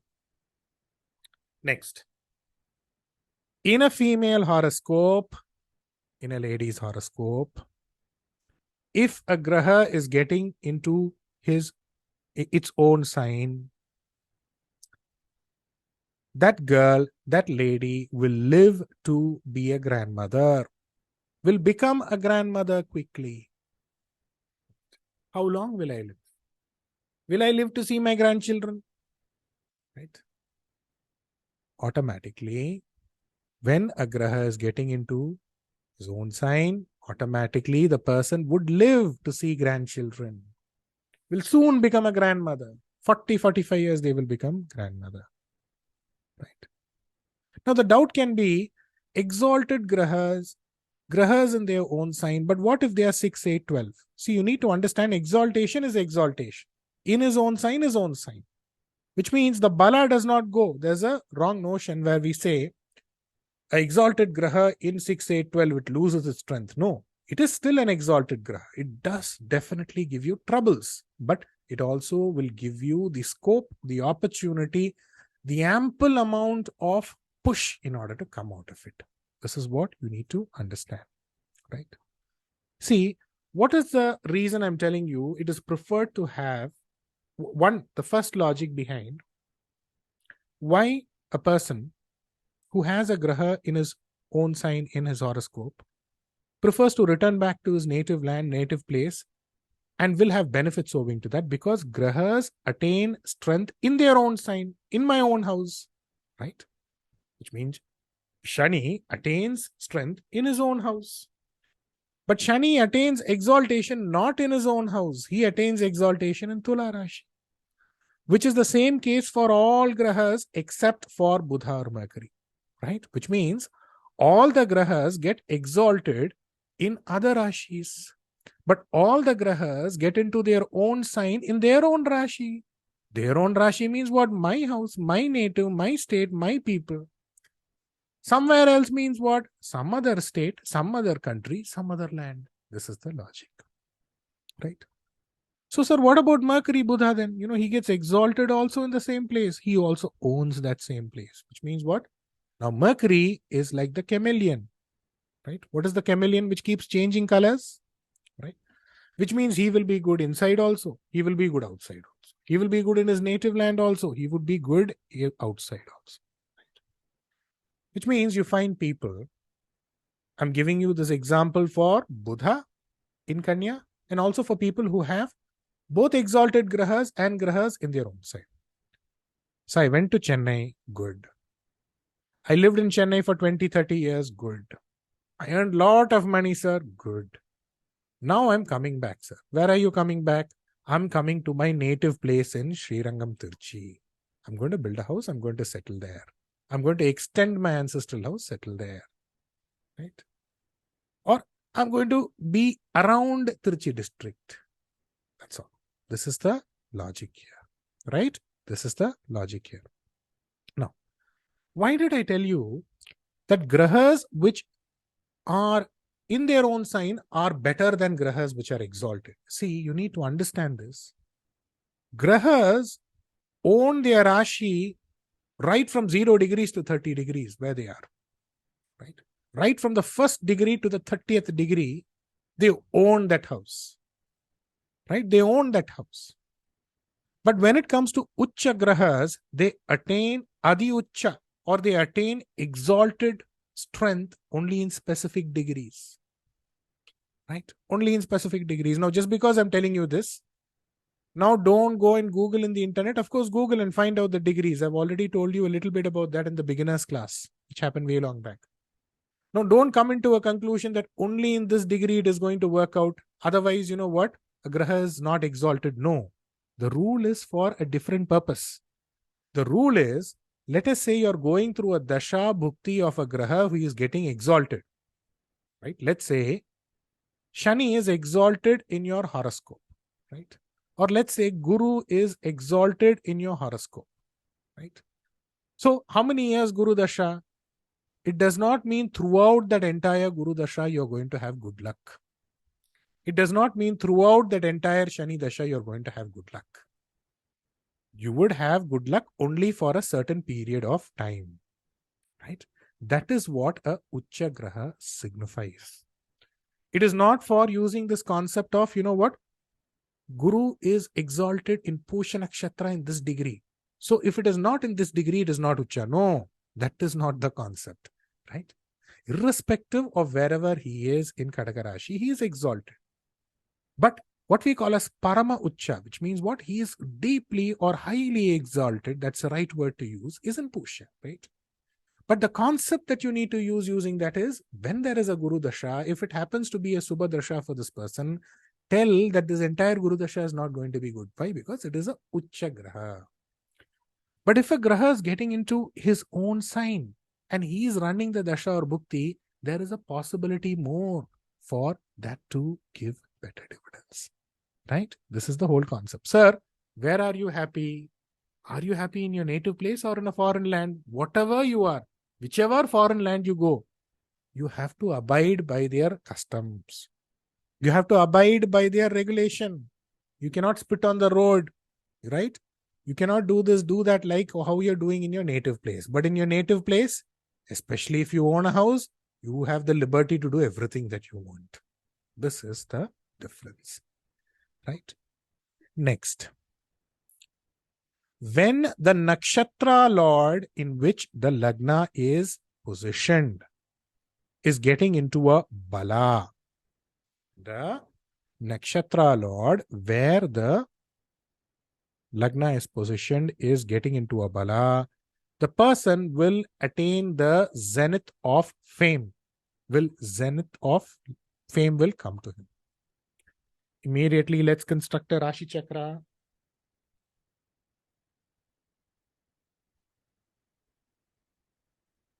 Immediately. Okay. Let's take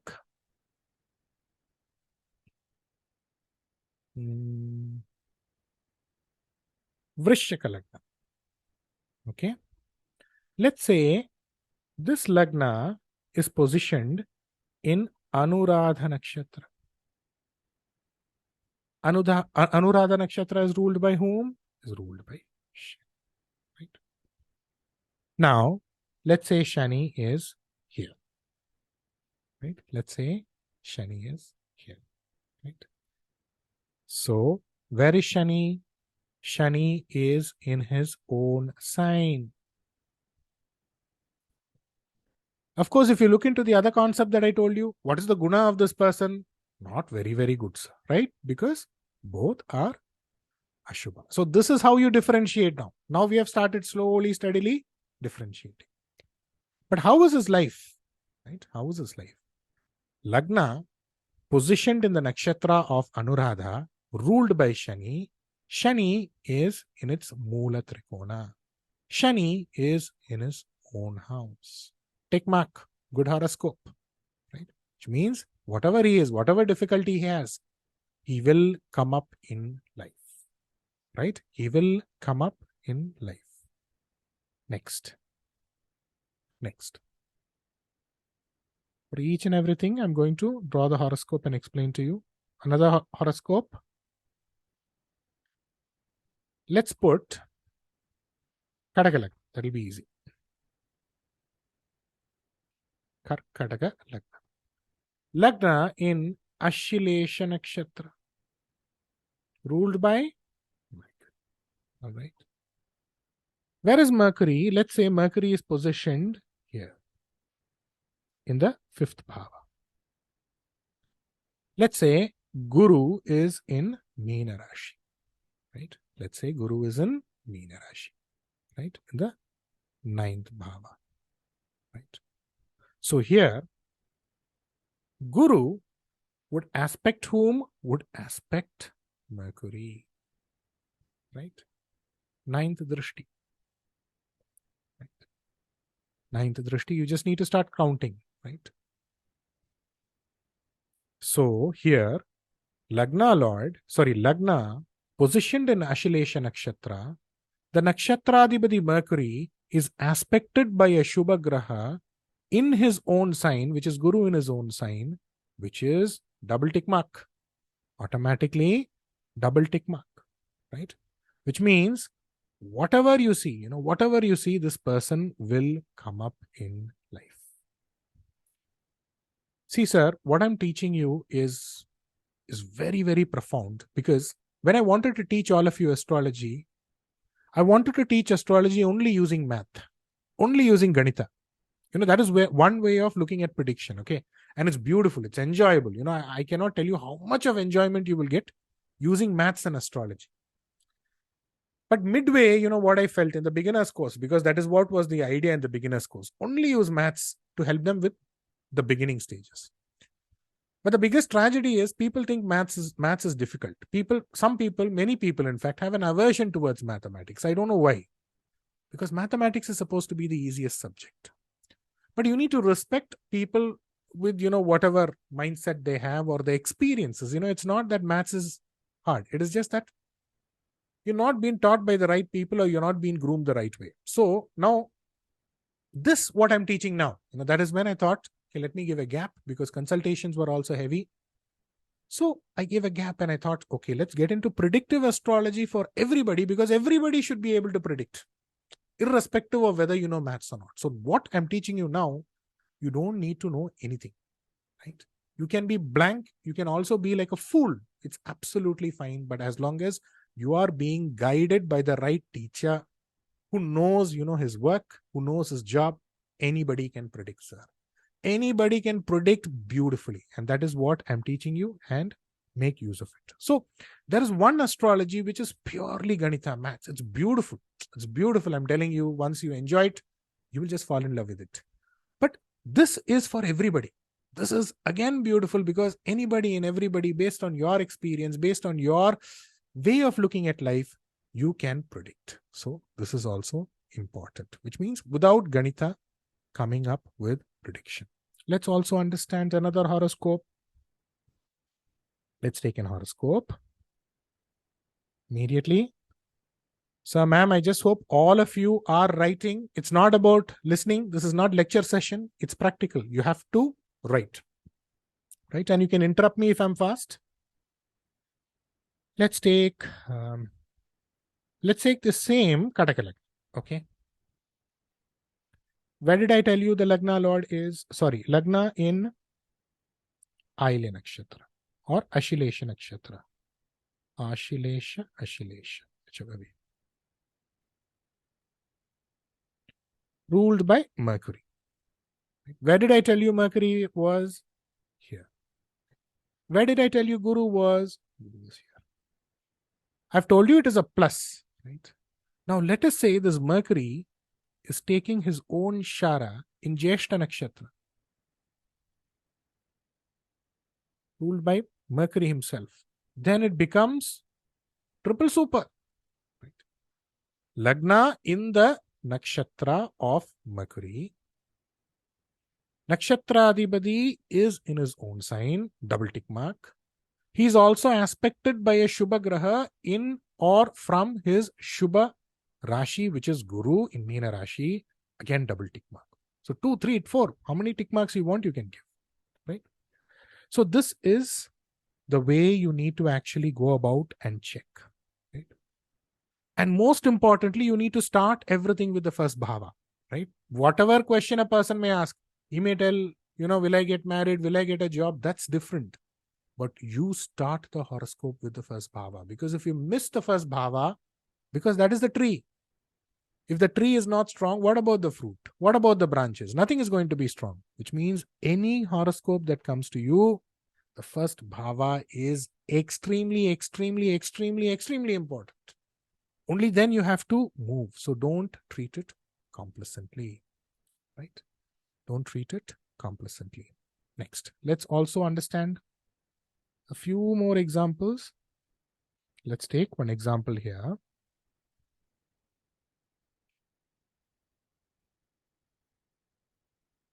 Lagna in Purvashada Nakshatra, ruled by Shukra, right? Let's say Shukra is here, right? Lagna, the Nakshatra Lord of the where Lagna is seated, is getting into an exalted position, right? Now, if you look at it from a very, very conventional standpoint of view, what would you say? 1, 2, 3, 4, 5, 6, 7. Right? You would say the 6th bhava lord is in the 4th bhava, which is bad. The Lagna Ashubha in the form of functional malefic is in the Sugasthana. It is bad. But first you need to start here, which is what? You need to start with the Lagna. The moment you start with the Lagna, you will come to a conclusion that, you know what? This person will be victorious. This is the biggest mistake that people make when they come to Dashra Bhukti, because they don't understand the quality of the horoscope. If you don't understand the quality of the horoscope, you won't be able to predict the Dasha Bhukti properly. Right? You won't be able to predict the Dasha Bhukti properly. Because when he is going through a Shukra Dasha, now you'll be confused. Should I tell him positive or should I tell him negative? This is the biggest drawback in astrology, wherein you don't understand the rudimentary intermediates of astrology and you simply want to go into the finish. Since the Lagna is in a Shubha Nakshatra, the Nakshatra Adhipati is strong, where the Lagna is positioned, he will have to come up in life. Job will be good. Why? Because the 6th bhava indicates job. Do you want a job or not? Do you want a udyogam or not? Right? Do you want labha or not? Of course, he is the Lagna Pavi, functional malefic. That is later. I will tell you one by one when you need to take something, when you don't have to take something. Don't you want gains in life? Don't you want a job in life? Don't you want a udyoga in life? Right? So, this is the way you need to understand. Right? Let's take another example. Examples after examples, so that it is easy for you to understand. Right?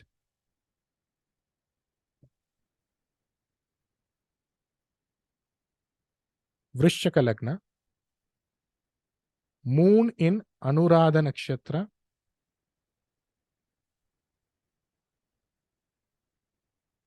right? Lagna in Anuradha Nakshatra, you can keep it this way, right? Okay. Shani, right? Saturn in the 7th bhava. 1, 2, 3. Right? Saturn, the 7th bhava. Shukra also in the 7th bhava. Right? So here, how do you predict now? Venus in his own sign, where? In Rishabha Rashi. Along with the Nakshatra Adhipati of the Lagna, which is what? Lagna in the Nakshatra of Anuradha. Nakshatra Adhipati Shani. Right? So automatically, how is Shukra? He is a Shubha Graha. Immediately start with the Shubha Graha. He is a Shubha Graha. He is in his own sign, which means the Lagna Nakshatra Adhipati is associated with a Shubha Graha. Good. Which means in some department or the other. What is the prediction basically for this? In some department or the other, he will come out in life. You know, when you see a horoscope, you should be able to tell.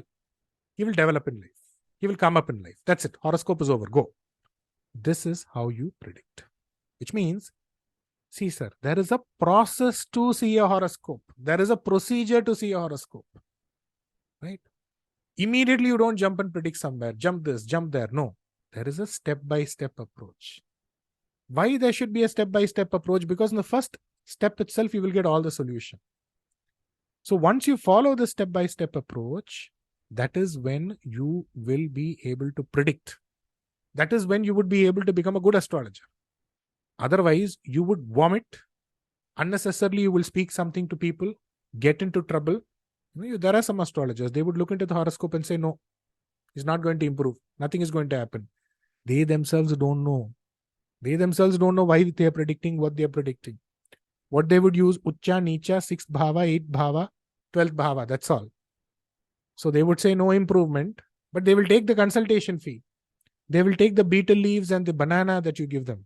In South India, there's always a tradition when you go to an astrologer, right? The dakshana is first you need to give betel leaves and you need to give banana, right?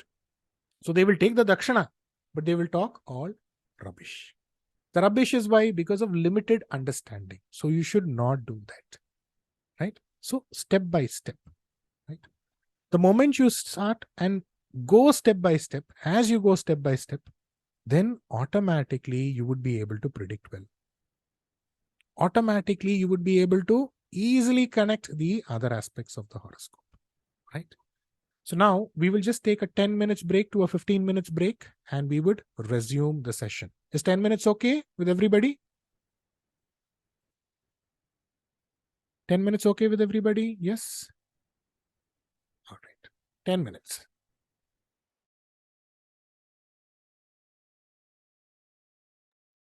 Okay, let's start. Let's move to the next point. Each point is going to be to the point, on the mark, right? Straight on the bullseye, right? Lagna, the nakshatra lord in which the Lagna is, right?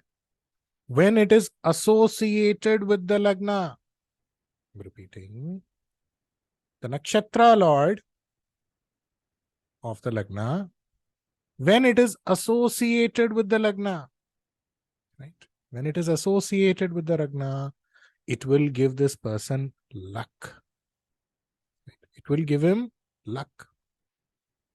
It will give him fame. Again, Lagna, the nakshatra lord of the Lagna. Right? So immediately when you get a horoscope, first immediately you should look into the Shara. Right? See, if there is somebody who has done fantabulous amount of work, right, in a few hundred years in astrology, there are many people, but one of them is KSK, which is Krishnamurti, Professor Krishnamurti, who's the brain behind the Krishnamurti Pattadi, wherein you always look into the Shara in order to predict, right? So here, the Lagna, the nakshatra lord in which the Lagna is seated, when he is in one, remember, first when I was speaking, I was talking about Chandra nakshatra with respect to Lagna. That concept is different, right? If you're getting stumbled here and there, of course, this entire class is there. So you just need to revise it once. This is different, right?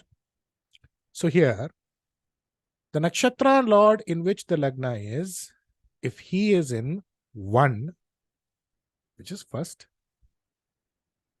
2, 4, 1, 2, 4, 5, 7, 9, 10, and 11, this will give good phala. If it is in the 5th, 9th, and 11th, it will give very, very good phala. Right? So, when the nakshatra lord, where the Lagna is positioned, right, the nakshatra lord is in the 1, 2, 4, 5, 7, 9, 10, 11, good. Right? Next. Very, very, very important. Next. Right? When the nakshatradibadi of the Lagna is associated, remember I'm using the word associated here, which means it can be here, it can also be associated, is associated with the 3, 6, 8, 12, or if it is NEECH or debilitated. Who? Nakshatradibadi in which the Lagna is positioned. Nakshatradibadi of the Lagna. Right? For this 5 points, you have to write 5 points now. I'll give you more than 5 points. See, these are simple rules to immediately predict to the point. Lagna Bhava. How is he going to be? What is this? Because based on this is how his entire other horoscope is going to be designed. Right? Number 1, he would be born late. He means she also. He or she would be born late. Late child.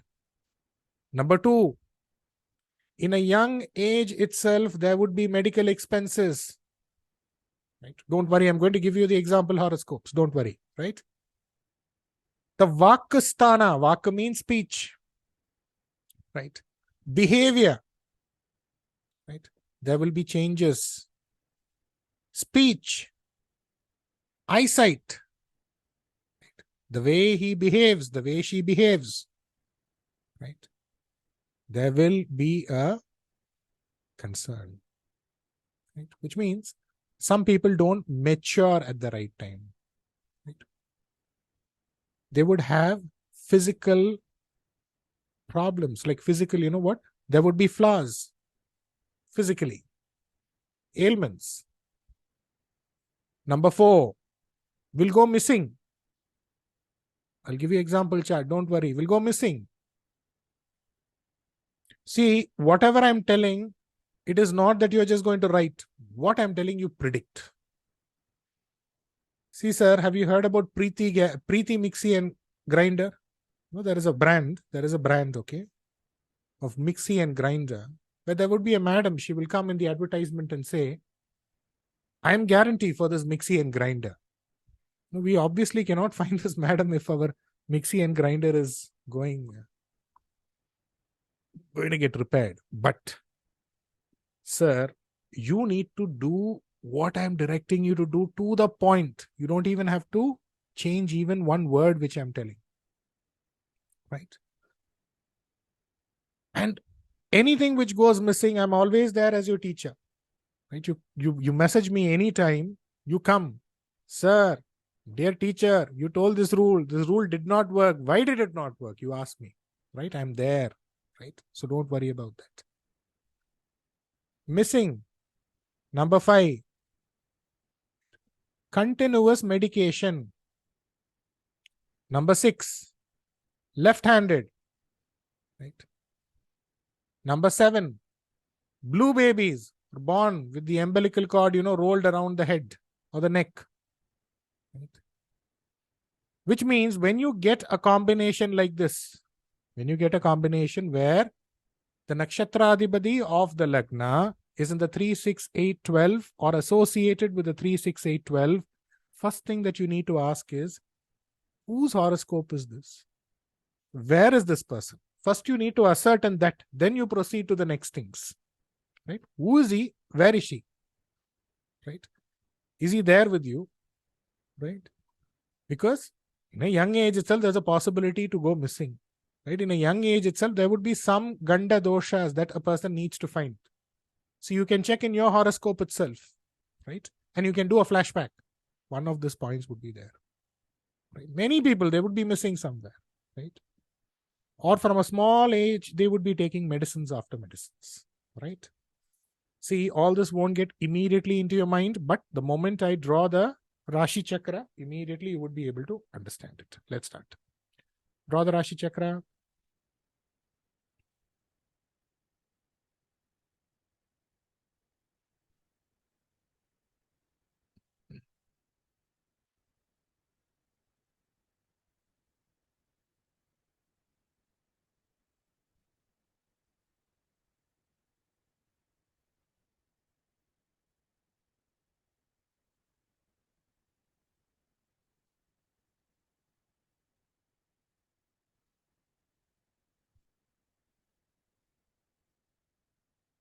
Okay. Let's take Vrishchika Lagnam. Lagna in Jyeshta Nakshatra.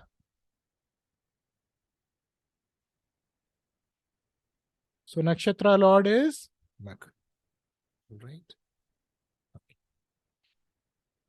Where is Mercury? Let's put Mercury here. Right? Let's start numbering.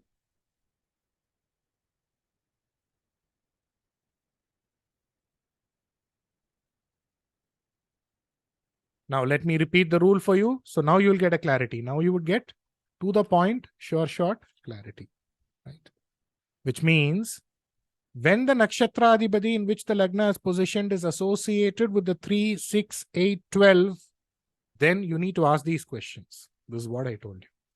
Now, lagna in the nakshatra of Jyeshta, Jyeshta ruled by Mercury.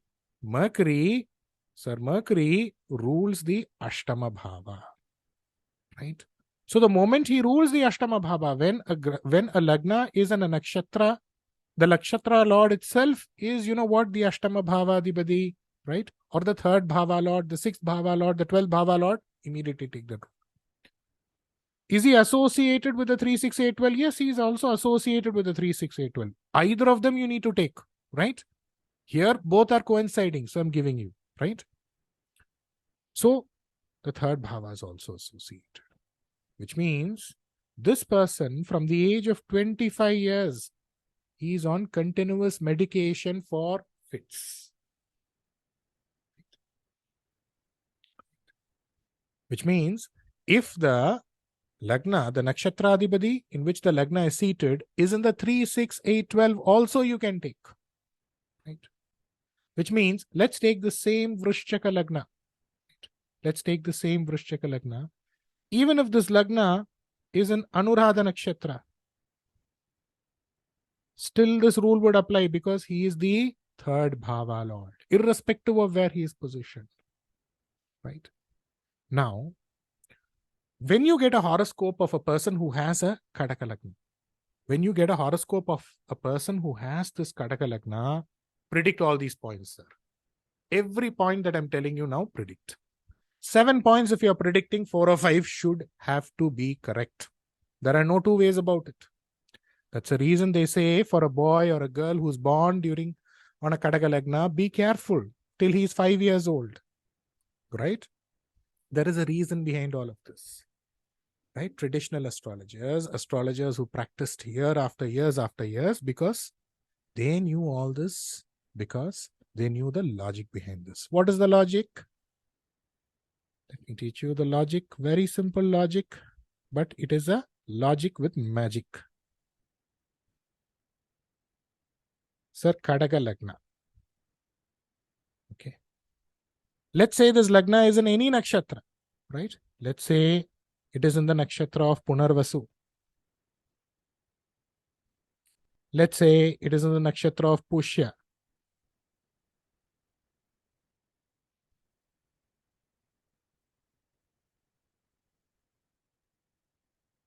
Punarvasu, Pushya, or Ashlesha Nakshatra. Right. Let's start numbering.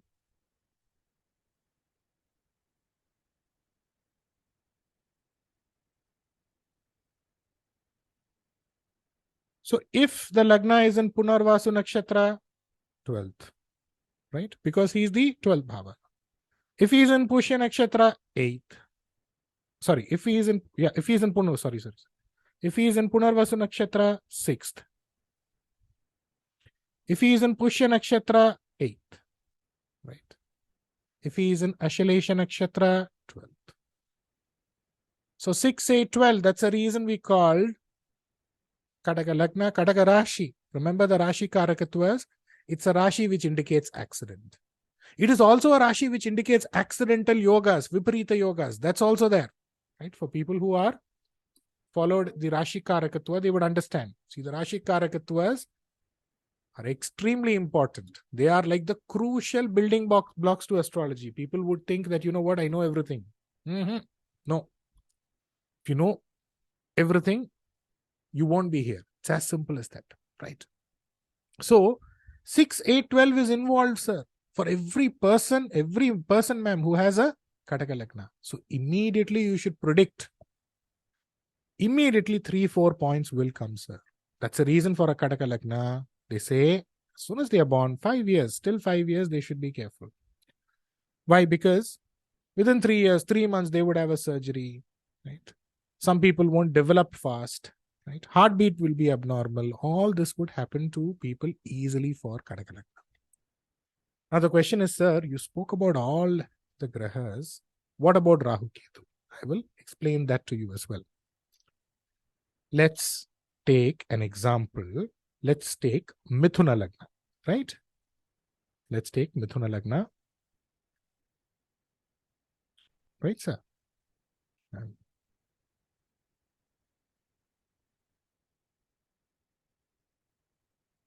Right.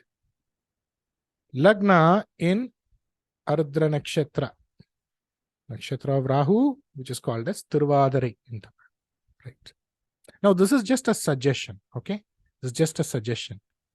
I'm not forcing it upon you. This is just a suggestion. When it comes to Rahu Ketu, look at it in a reverse motion. Look at the associations also. I'm very, very cleverly not even using the word aspects, right? Now, how can Chaya Grahas have aspects, right? But look at associations in a reverse order. Right? So let us say Rahu is in the third bhava, right? So Lagna taking the Shara of a nakshatra, nakshatra adhipati in the third bhava. But will it be very, very problematic? No. Why? Because we need to understand Rahu travels in a reverse motion. So technically it is 11th and not 3rd. This is one way of looking at it. Right? Let us take another example and then I would get into a beautiful way as to how you need to look at it, which means Rahu Ketu, the same rule that we applied, which means what? The same rule that it should not be in the 3, 6, 8, 12. Right? It's as simple as that. Let's study one more example chart before I give you a beautiful, beautiful way to look at Rahu Ketu. Let's take Kadaka Lagna, right? Punarpusa, because see, all of us have problems. Will we come out of problems? That's the reason we go to astrologers. So you should be able to answer that. That's the reason I'm telling you. Let's study this example, right? Punarpusa Nakshatra, Guru. Where is Guru? Let's say Guru is positioned here, which is in the 9th bhava, right? And let's say Lagna Lord is Moon and is positioned in the 8th, right? Which means, now let's apply all the concepts one by one.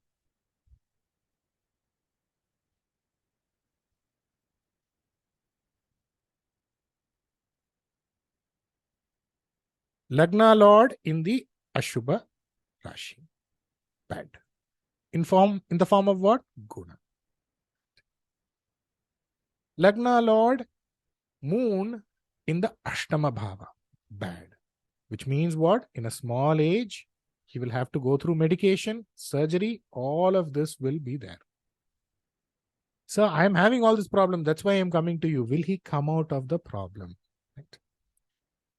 Lagna Lord in Punarpusa Nakshatra, which is Guru's Nakshatra, which is the 6th Bhava Lord's Nakshatra. So when you're born itself, you will have some health problem. Yes, sir, that's why I'm coming to you. Will it get solved? Guru is aspecting the Lagna. Don't worry, you will come out of it. Don't worry, you will become famous. Why? The Lagna takes the Shara of the Nakshatra of Punarpusa.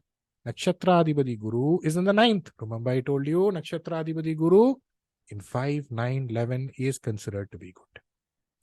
Sir, this is the way you predict. Right? Which means what? In a small age, you will have medical expenses. Again, you will overcome all of that. Right? In a young age, you may study in a hostel. 5 years, 10 years, you will go and study in a hostel. All these. Why? Because you add these points. In a young age, it will separate you. You'll be away from your father and mother. Right? And then later on, you would develop.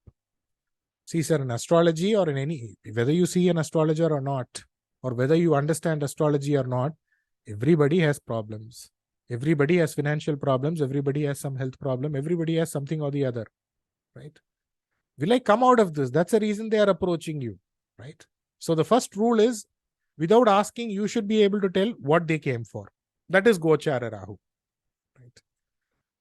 After you've stunned them, because now they understood that, you know what, you're a genuine person. You're not a quack. Once they have understood that you are a genuine person, now you should go with the prediction. Once you have gone with the prediction, you should also give him or her a clear-cut inference on whether he will come out or not.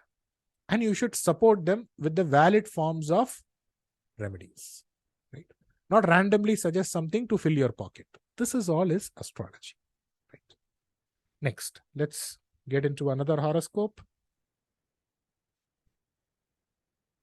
Please keep drawing. If I'm a little fast also, please tell me.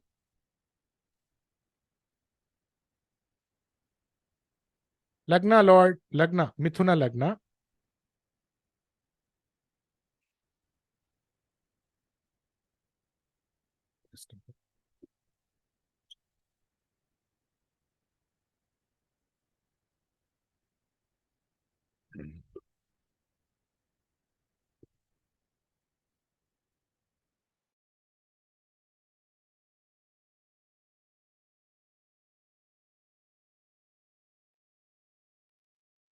So you should go points by points. Each point that I'm telling, you should tell all these points. Don't think, what if I tell this point? If it is not correct, what will he think of me? No, that is not the way you practice.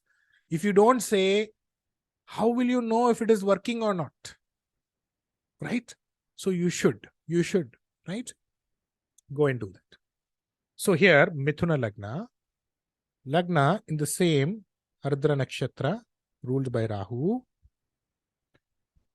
Rahu here in the 6th bhava. Remember, I told you, try looking at Rahu Ketu in a reverse motion. Try, right? I'm not forcing you, right? Because I try this and I get results, right? So even if I have to go anti-clockwise, Rahu would still be what? In the 8th. Still it is bad, which means what? Lagna takes the Shara of the Nakshatra. The Nakshatra Adhipati is in the Ashtamasthana. If you look at it, reverse. Straight also it is 6. So what happens to this person? This person in a very young age, of course, now this person is not a baby anymore. In a very young age, around 3 years, when she visited Tirupati, Tirumala, along with the family, she suddenly got lost. Right? Of course, she was found. Right? She was found by the police in a matter of few hours. But still, owing to that shock, speech got disturbed. She couldn't speak anymore.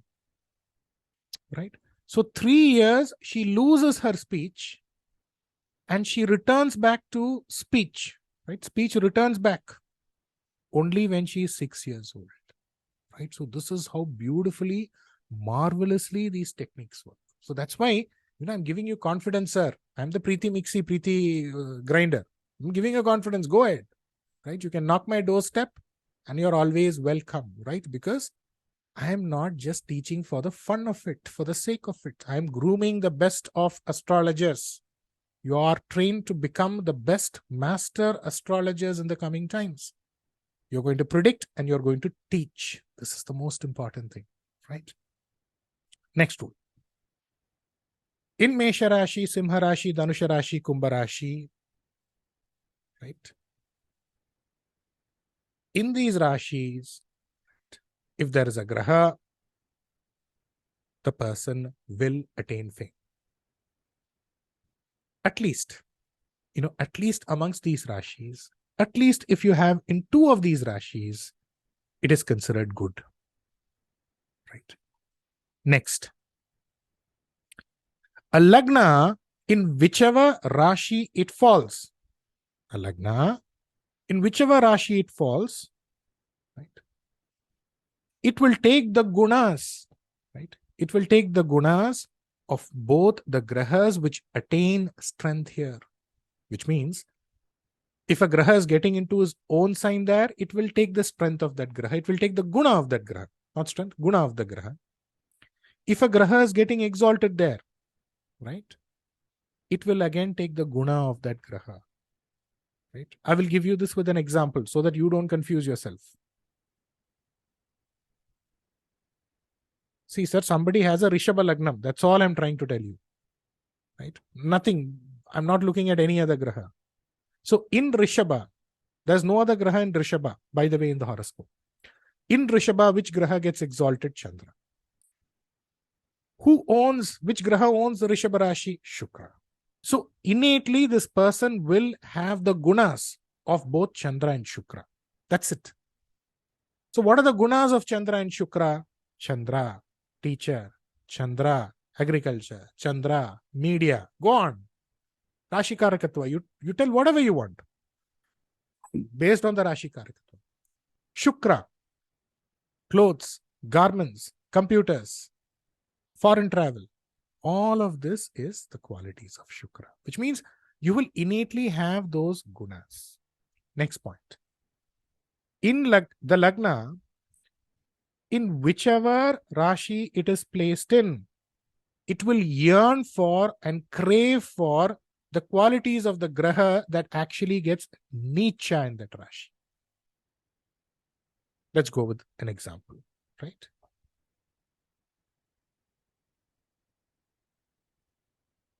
Let's say you don't know anything in the horoscope. You just know the person has a Tula Lagna. That's all. Nothing. We don't know anything else. A person has a Makara Lagna. These two Lagnas, right? Which is the Graha which gets debilitated in Tula Rashi? Sun. Which is the Graha which gets debilitated in Makara Rashi? Guru. So both these people, point blank, you can predict. You don't have to know, which Graha is where, nothing. They will have problems, they will have difficulties, they will yearn for, they will crave for father, child, right? All of this will be adripti, right? Father, child, bosses, all of this will be a adripti for them. Similarly, let's say somebody has a Vrishchaka Rashi, Chandra, mother, foreign travel, right?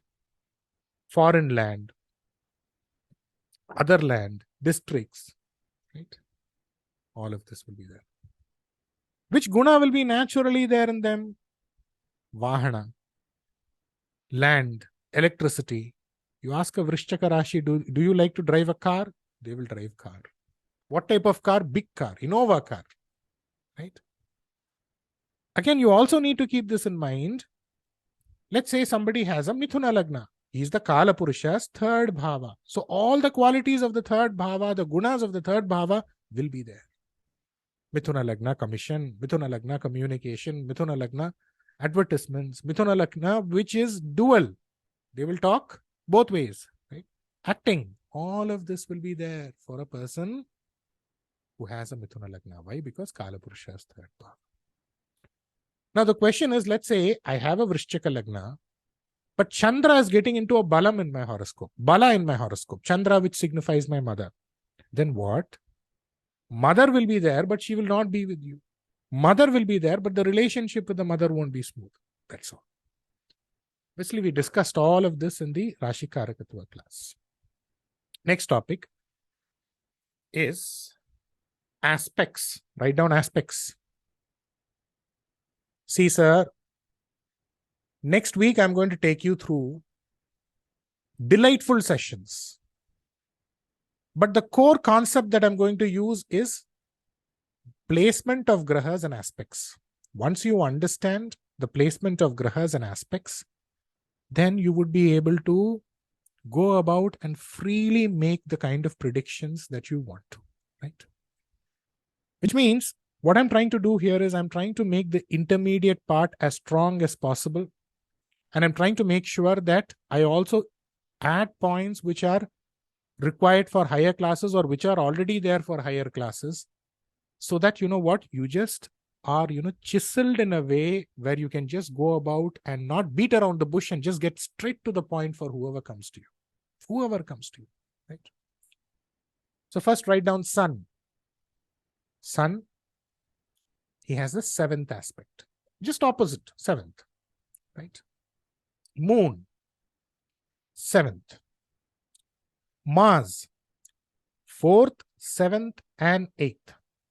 See, if there is a graha which immediately looks into the next bhava, where he looks into, it is Mars or Kuja, right? He looks into the aspects the seventh, immediately aspects the eighth also, right? The fourth aspect of Mars is always associated with property, land. The seventh aspect of Mars is a Mangala Drishti, right? The eighth aspect of Mars indicates secrets, right? Let me give you an example of this, right? Everything with an example only will immediately strike in your head.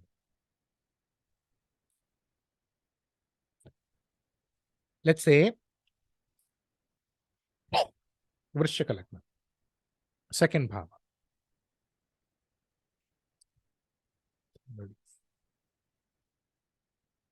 Hmm.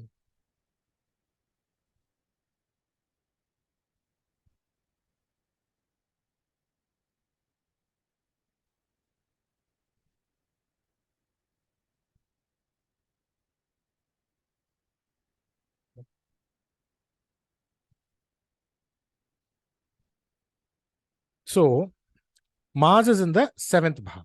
Am I correct? He would aspect the Lagna. The 8th aspect of Mars would be on the 2nd bhava. Right? What does the 8th aspect indicate? It indicates what? It indicates secret. What is the secret here? You just need to tell, in your family there is a secret. That's all. He will start talking, which means what? First I got married, sir. Okay. Then that marriage did not work out. Now another marriage is going. Right? Now it does not mean, you know what, because Mars is aspecting the 2nd bhava, everybody will have, 2 marriages. No. There would be another family, another person who would have the same combination and he would be separated from the family. The rule is what? Secret. Right? So let's take another horoscope. Let's take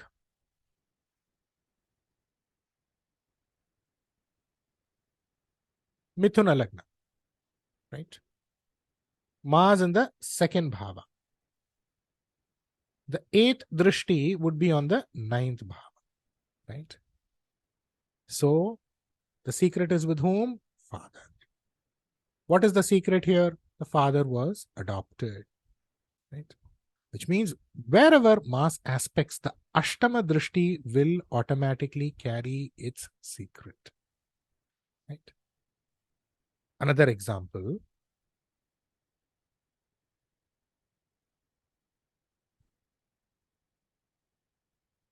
Tula Lagna. Mars in the 10th bhava.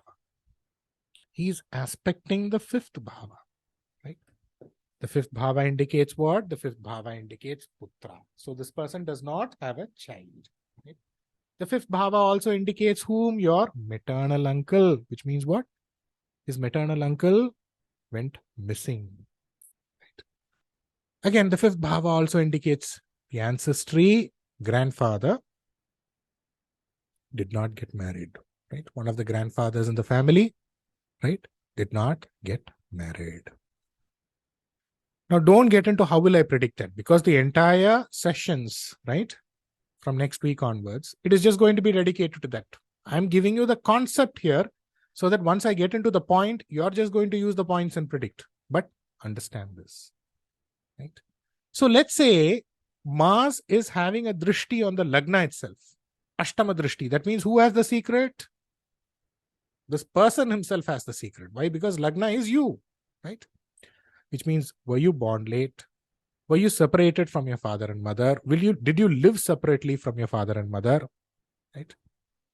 Do you have problems associated with your head? Which means you have the secret. Right? So let's say there is the Ashtama drishti of Mars to the moon. Who has the secret? No, mother has the secret. Right? So the mother is a person who suddenly gets some, divination. You have ladies who suddenly get this divination, divine omens. Omens come and they speak to them. Right? Or in the family, the mother's family, are there 2 marriages? Or somebody went as, the second wife. All of this will be there.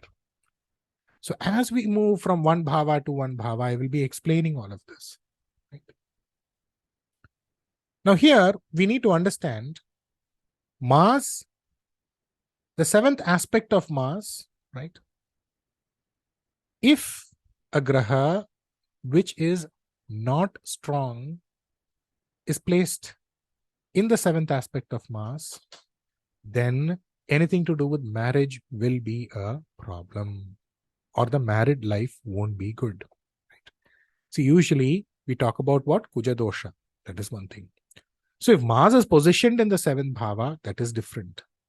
Mars is positioned in the 7th bhava, and if Mars in the 7th bhava, if Mars aspects 7th bhava, that bhavadibadi is not strong, then automatically something to do with marriage, married life will not be good. Right. Now, Let's again discuss this with an example, or discuss an example rather.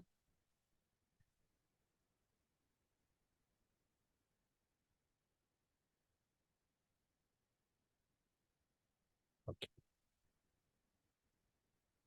Not putting the Lagna here, right?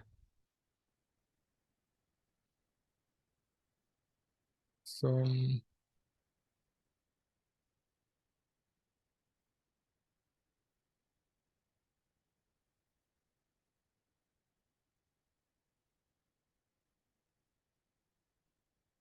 right, let's put Mars here and Guru here. So where is Mars aspecting? He would aspect the fourth bhava. He would aspect the fifth bhava, right? And he would aspect.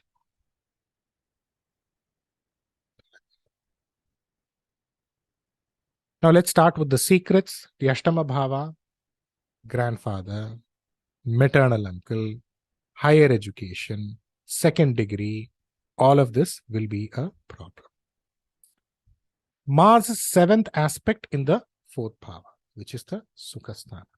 Right? How is the Sukhasthana? The Sukhasthana is in the 10th bhava. Is it strong in the 10th bhava? No. He qualifies for a Kendradipatya, right? But still, is he in a Kendra? Good.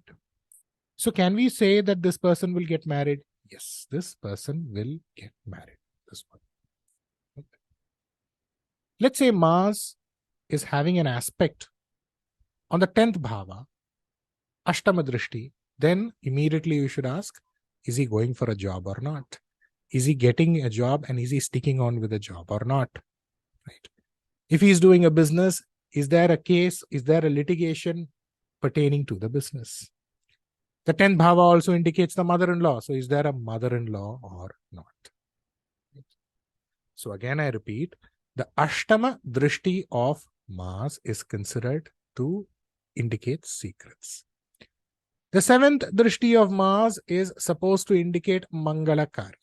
But just because the 7th Drishti is there, it does not indicate Mangala Karya always. Why? Because the bhava where he aspects, that should be strong. If that is not strong, then what? The Mangala automatically becomes Ashubha. Which means what? Either not married or married life is not good. This is the logic here.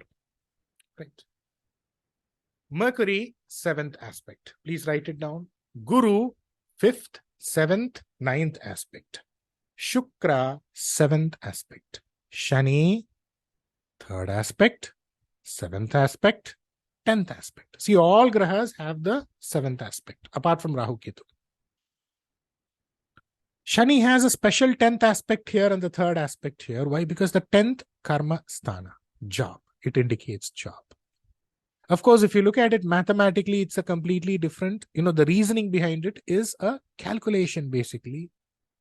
I wish I could actually go about and add that, but that is for something pertaining to a later study. As I told you, Ganita and astrology is beautiful. It's magical. But as of now, predictive astrology, everybody should learn. That's the whole point, right? Now, coming to Shani, the Shani's 10th Drishti, whichever graha is there, right? That will have 2 marriages, right? Immediately, Shani, 10th Drishti is son. Don't immediately tell your father will have 2 marriages. Always use the word in father's side. They themselves will come, right? They themselves will come. You should always use father's side, mother's side, grandfather's side, your side. Shani's 10th Drishti is Lagna. So who has 2 marriages now? You yourself have 2 marriages, right? Some people may be like, what, sir, 1 marriage itself is difficult for me. But, right? This is one of the points. I will give you 5 points. You predict all 5 points, right? 3 or 4 will easily come. So Shani's 10th aspect, whichever graha is there, right, that automatically indicates 2 marriages, or that automatically indicates, married to a person or marriage the second time, right? So some people come as the second wife, right? That. Or it also indicates what? Change of religion. So ask these three questions. Shani's 10th drishti. Don't worry, you write it down. I will give you the example horoscopes. Shani's 10th drishti, automatically you see a Shukra. Immediately don't say wife. Shukra means aunt. Right? So did your mother or did your aunt change religion? Yes, sir. She was Hindu. She was practicing Brahmin. She never used to eat non-vegetarian. Now she is settled somewhere abroad. She is married to a Christian. She has become Christian, sir.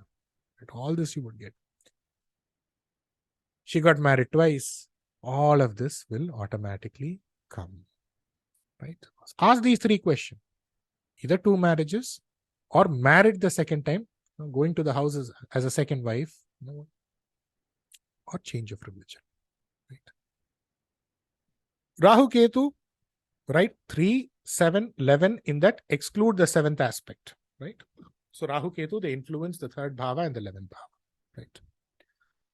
Next.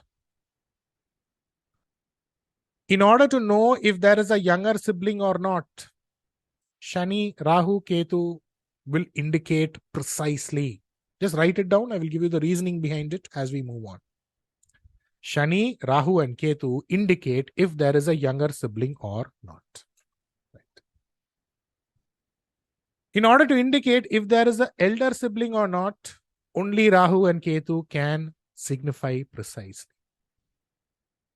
Next point.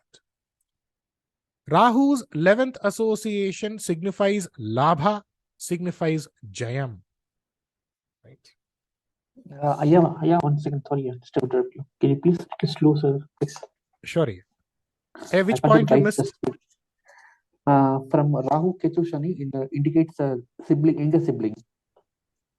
Actually, I missed from VAKRI 7th aspect. I missed from them. I missed 7th aspect. Missed. Accountable right speed, speed. The aspect also missed. I will continue from younger sibling. Okay, Mercury, fine. You just get back to the session. Anyway, we will be getting the session. Right? Oh, okay, fine. Okay, fine. All right. Sorry to interrupt.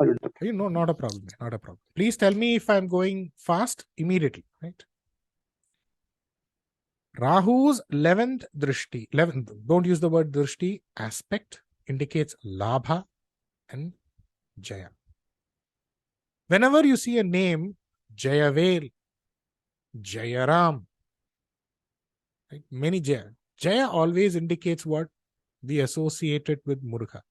But when the sound Jaya itself is there, it indicates Rahu. Right?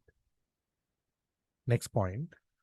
Ketu or Sun or Guru, right? In these nakshatras, which means the nakshatras of Ketu, the nakshatras of Sun, the nakshatras of Guru, when there is a graha in these nakshatras of Ketu, Sun or Guru, the person will attain fame. The person will attain position. The person will get into a position of leadership.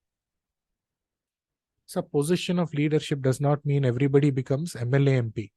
Wherever you are, you will get into a position. Right. The 5th, 9th, next point. The 5th, 9th and 11th Bhava Lords, when they get into a bala, the person will attain expertise, will attain fame in any one profession. In a horoscope, if Guru, Sun, Mars, in this 3, any one, if they become Bala, it is good. Which means, if they also take their Shara, which means what? Guru in its own Shara, Sun in its own Shara, Mars in its own Shara, good. These are main points, sir. Which means, when you get a horoscope, you see the birth horoscope. Immediately you should have the nakshatra, right? The nakshatra padas. Lagna in which nakshatra, Sun in which nakshatra, Guru in which nakshatra. That is when you start predicting. Right? Ketu, in whichever bhava he is seated, in whichever bhava he is associated, 3rd, 11th, right? That bhava should be strong. If it is not strong, it is not good. Same rule applies for Shani. Shani, whichever bhava he aspects, that bhava should be strong. If that bhava is not strong, problem. If that bhava is strong, delays will be there. He will overcome those delays. Same rule with Ketu. If Ketu is in a bhava, is associated with the bhava, those bhavas should be strong. So when somebody is asking, will I come out of this problem? Immediately see, Ketu in this bhava, problem is there. Ketu is aspecting that bhava, that problem is there. When the problem is there? During the Dasha Bhukti. When the problem is there? When the GOCHARA grahas are transiting Ketu, which means Ketu is transiting Jananakala Ketu. Will he come out of it? The bhava in which the Ketu is strong. The bhava in which the Ketu is associated is strong. I will come out. Else you won't come out. That's all. When two Ashubha grahas are associated with one bhava, right? When two Ashubha grahas are associated with one bhava, it indicates different religion. Which means, for example, let's say two Ashubha grahas are aspecting the Lagna.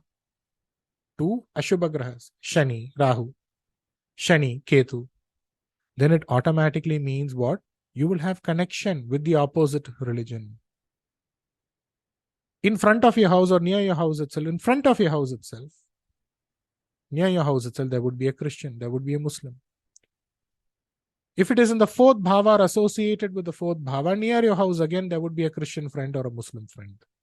So what if you are a Christian or a Muslim? Opposite religion, different religion, that's all.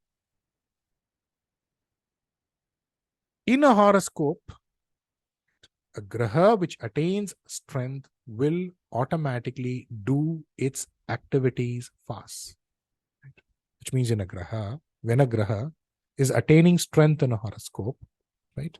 Whatever bhava he is associated with, it will start doing its work to the fastest speed, the quickest of speed. Right? For a Shara Lagna, the 11th bhava is considered BADHAKA. The 11th bhava indicates elder sibling, uncle, paternal uncle, big plans. All of this should be avoided for a Shara Lagna. The 11th bhava also indicates friendship.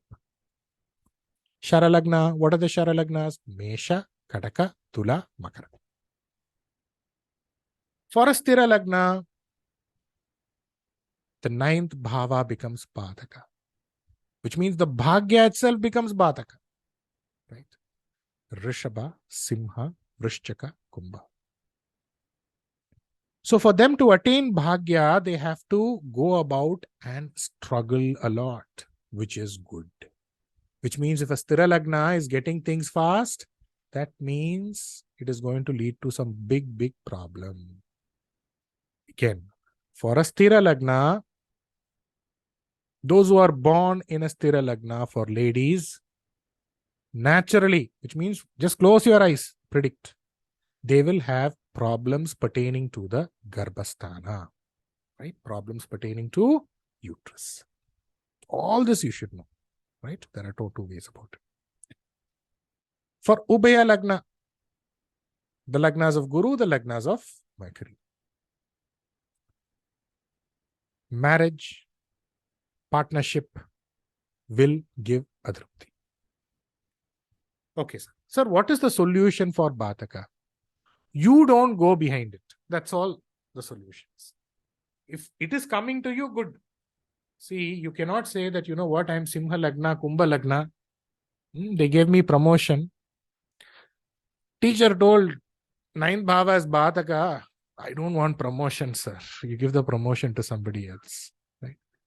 Shara Lagna, somebody is coming, this much lakhs of business. No, teacher told Labha itself is BADHAKA. No.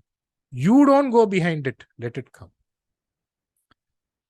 If your elder sibling is coming and telling, let's do business, let's live jointly, I will do, I'm going to give you an advice.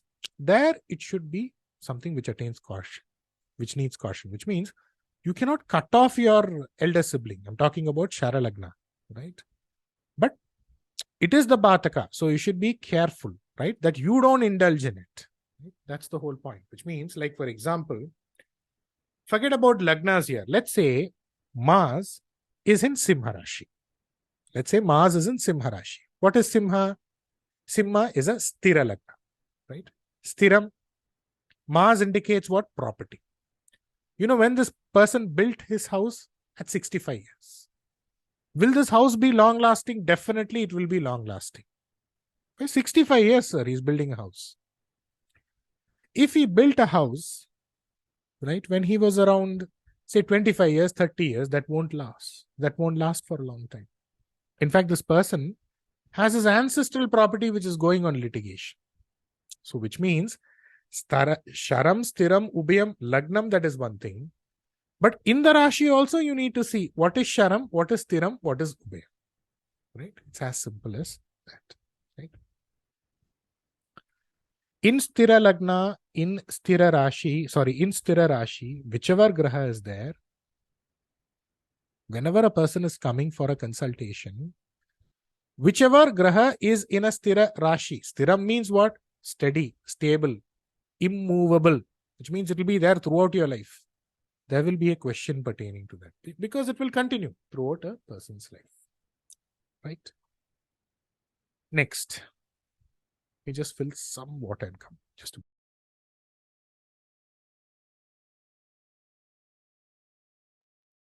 Okay. So now, please draw a Rashi Chakra.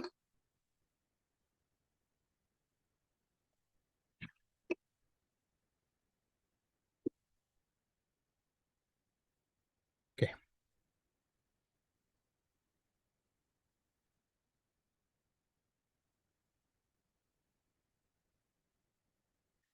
Okay. Now, I'm not putting the Lagna anywhere. Right? Let's say Ketu's here. Let's say Mars is here. I'm not putting Lagna. Without Lagna, we are predicting. Right?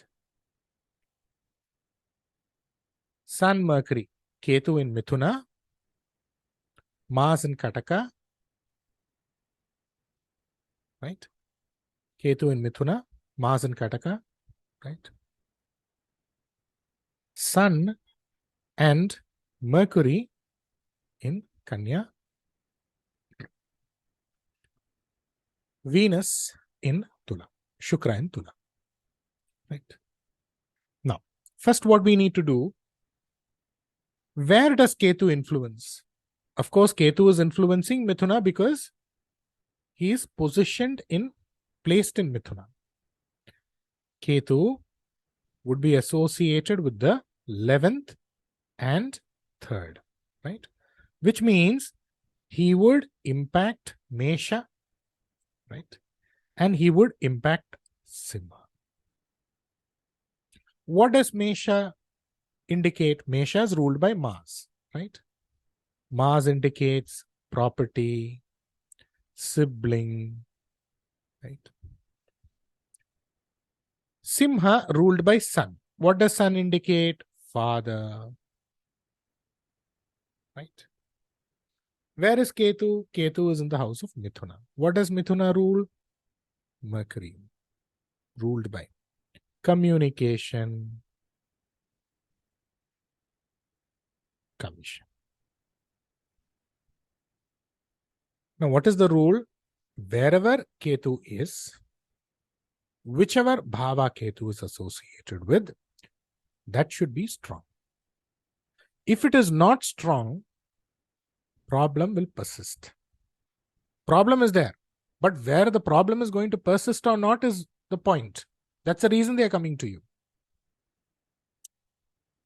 If it is strong, problem is there, but it will get solved, right? So here Ketu is influencing Mesha Rashi. Mars rules Mesha Rashi. Kuja rules Mesha Rashi. Mars is getting debilitated here. So anything pertaining to land, property, sibling, younger sibling, you should tell him to be careful. No Lagna, nothing is required, right? Because he won't be able to come out of it. If he gets into a problem associated with it, he won't be able to come out of it, right? So you should forewarn him, right? Anything to do with commission, communication, to a certain extent, partnership, right? All of this will have problem, but he will come out of it. Why? Because Mercury is exalted, right?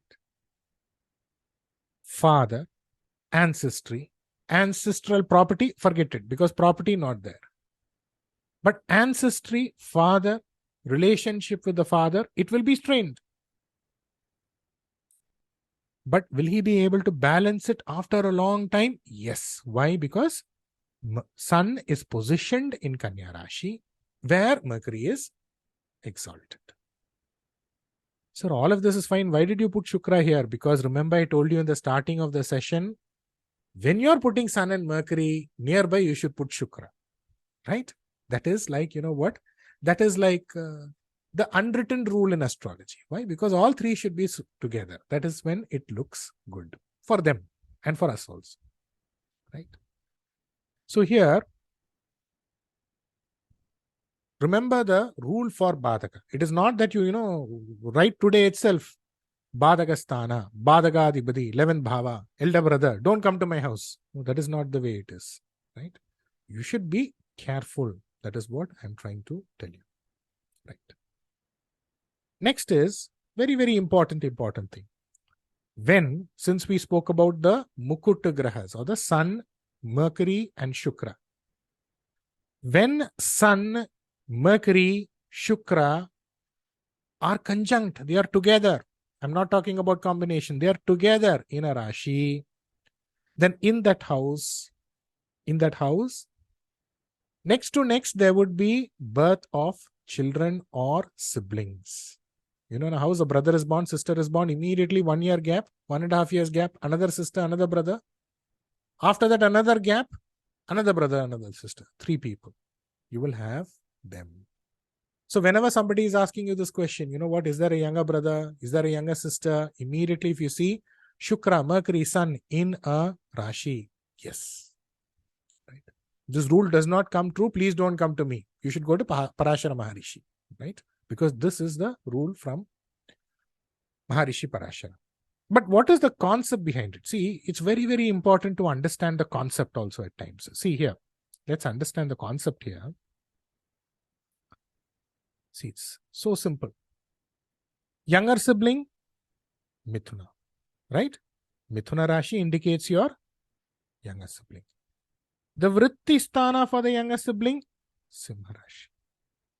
The Vritti Sthana after that, Tula Rashi. So you have Tula ruled by Shukra,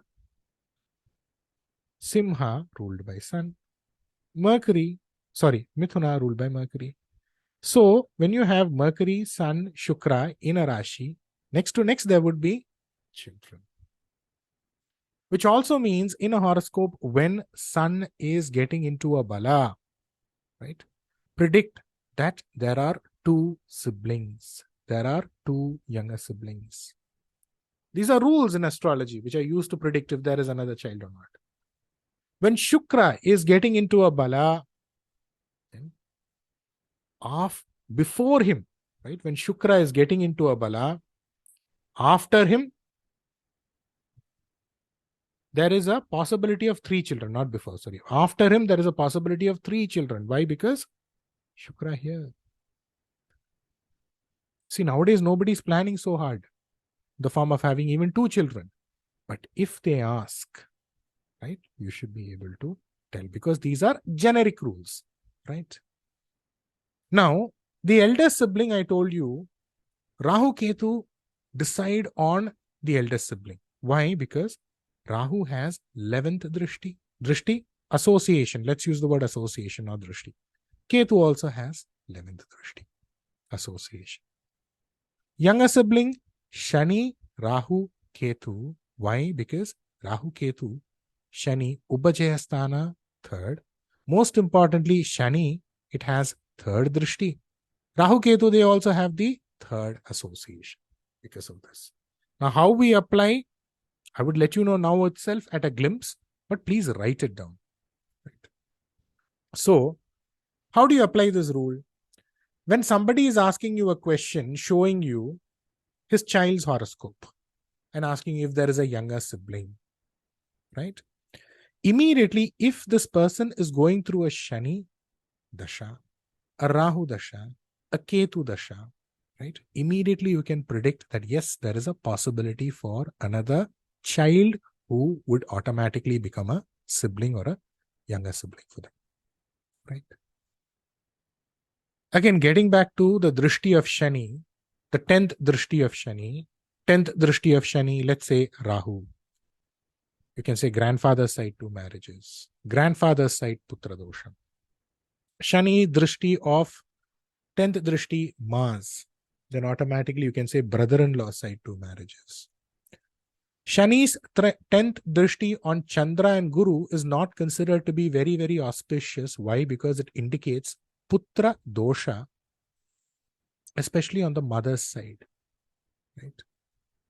Again, birth of children and sudden demise of children in a very, very young age. So the 10th drishti is also the karma drishti. Right? Now, what is the logic behind this? Once you understand the logic, you will understand the reason behind the magic for the predictions. Very simple, sir. See,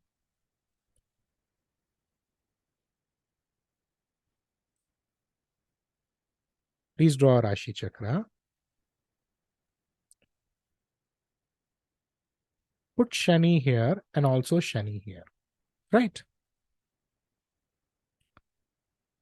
So, let's start with Makara. The 10th drishti of Makara happens to be Tula. The 10th drishti of Kumbha happens to be Vrishchika. What happens in Tula? Sun gets debilitated. What happens in Vrishchika? Moon gets debilitated. So immediately when you see a horoscope where the Lagna is aspected by Shani, 10th drishti, immediately you should ask this question. Is there a problem pertaining to eyesight? Did somebody talk delayed, or did this person talk delayed in the family? If it is the associated graha, you can immediately say mother's side, right? If Chandra is involved. Shukra, sister's side. Your aunt's side, right? In that side, did somebody talk late? Is there 2 marriages? Is there a putra dosha? Or is there somebody who is not mentally sound? Why? Because moon is getting debilitated in Vrishchaka. The answer will be a yes. It is guaranteed. Don't worry about it, right? So as we move from one bhava to another bhava, I would give you more and more clarity, right? More and more clarity. But this is to give you a sound understanding so that, you are prepared for this. Again, let's put a horoscope. Please cast a horoscope.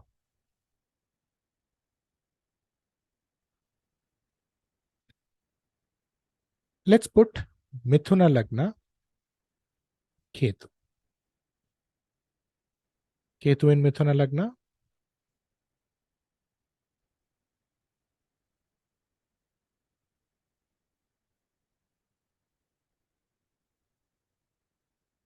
Right? Now, you have a Mithuna Lagna. What is happening in Mithuna Lagna if you carefully look at it? Based on the rules that we discussed so far. You have Shani, which is a Ashubha Graha. You have Ketu, which is again a Ashubha Graha. You have Mars, who is aspecting 4th Drishti, which is again not proper. Which means now you should tell this type of people to be careful. Their life would be difficult. It will go through a lot of ups and downs, right? Either a love marriage or 2 marriages, right? Why love marriage or two marriage? See, when your life is difficult, family will disown you, right? When family disowns you, you yourself need to find somebody. And when your life is difficult, even when a family finds somebody, you won't be able to adjust with them. So that's a reason, two marriages or love marriage, right?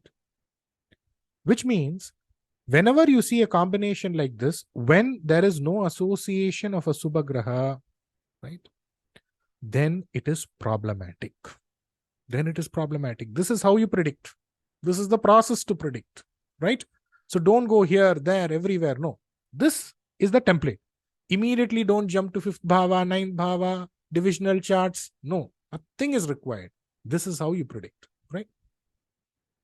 Simple another example, right?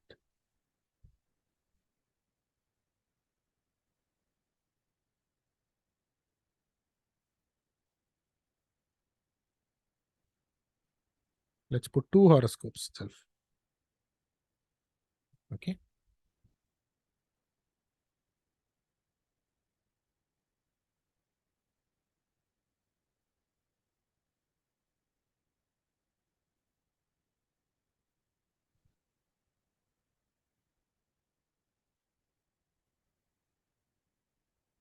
Okay. So let's start with Rishabha Lagna. Mars in Rishabha Lagna. Is it good? Ashubha Graha in the Lagna. Not good. Right? Guna, you can predict the Guna. Right? It will be good mood, bad mood. It would alter. Let's put Guru here. Now this automatically becomes the deciding factor in the horoscope. Why? Because Guru has a drishti on Mars. What drishti? The 9th drishti. Right? So what would happen? After difficulties, this person would definitely come out of life. Another example, let's say Kumbha Lagna. Right? And let's say, you know what? We are having Sun here. Right? We're having Guru here. Again, Subhadrishti. So when you see such kind of a combination, how is the guna of the person? The guna of the person would be a moody person, but still we have two grahas, right? Which means the quality of life will automatically improve. This is very, very important in gauging both the guna and the predictive aspects of a person. One more example.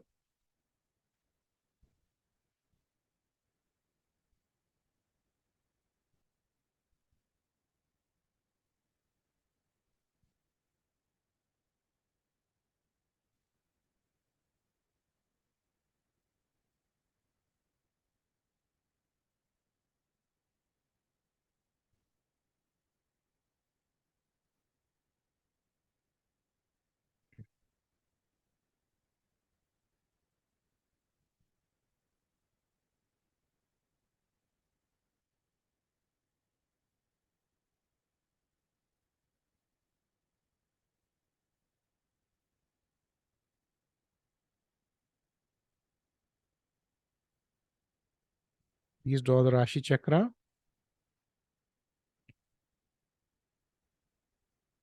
Right.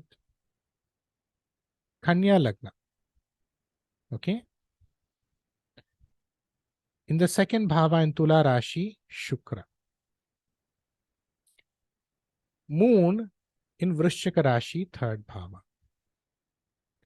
Sun, Mercury in the fourth bhava. Saturn, Ketu in the fifth bhava in Makara Rashi. In the sixth bhava, Guru. Seventh, no graha. Eighth, no graha. Ninth, no graha. 10th, no graha. Right? 11th, obviously, if Ketu is in the fifth, Rahu would be opposite. And there is also a MAANDI. Right? The 12th bhava, there is a Mars. Right? See, first thing that you need to understand is, let's look at the drishti, because drishti is very, very, very important in coming to a conclusion as far as predictions are concerned. See, superfluously, if you look at it, the 7th bhava lord, Guru in the 6th. So you will predict married life is a problem. First marriage will be a problem. The first marriage may not work out. See, in many cases, the 7th Bhava Lord Guru is in the 6th and still they are married, right? So you need to come up with concluding evidences in order to go about and back up and say, yes, this is it. This is how it will be, right? Which means the 7th Bhava Lord is not strong. Is this going to lead to a divorce? If it is a divorce, will it give a second marriage?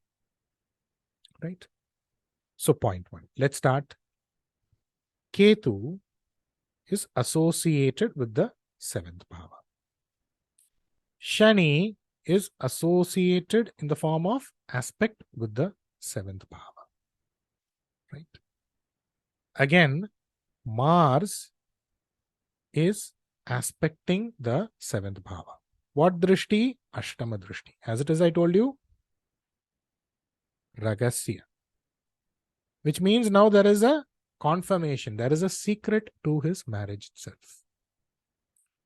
Which means the first marriage was a failure. Now he is married twice. And the family itself is, on a contract basis, they are all getting married twice. Father is also married twice. Grandfather is also married twice. What is the reasoning behind this here? Right? What is the reasoning behind this here? We need to understand here, Shani, right? Shani, you need to look into the drishti here. Shani is aspecting the 11th, right?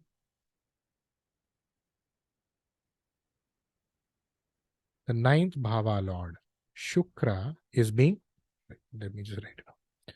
The 9th Bhava indicates father.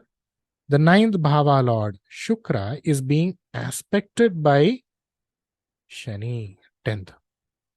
So what happens here now? Father is also married twice. Right? This is the prediction from what? From a family standpoint of view, from a marriage standpoint of view. Right? But here we also need to understand one important thing. How is job? 10th Bhava in the horoscope. The 10th Bhava Lord, 10th Bhava is Buddha. 10th Bhava Lord Mercury is in the 4th Bhava, Kendra, good. He is aspecting the 10th Bhava itself, very, very good. Sun, remember again, don't go to Varyadhipati, all of that immediately. Sun, Shubha Graha, first you take that, right? Sun, Shubha Graha is also aspecting 10th Bhava, right? So automatically what happens? Something to do with business is not normal business, very, very, very big business, right? Big VVIP, right? So this automatically is good. Which means don't start the horoscope by looking at functional benefics and functional malefics. Shubha, Ashubha Graha. That is where you start.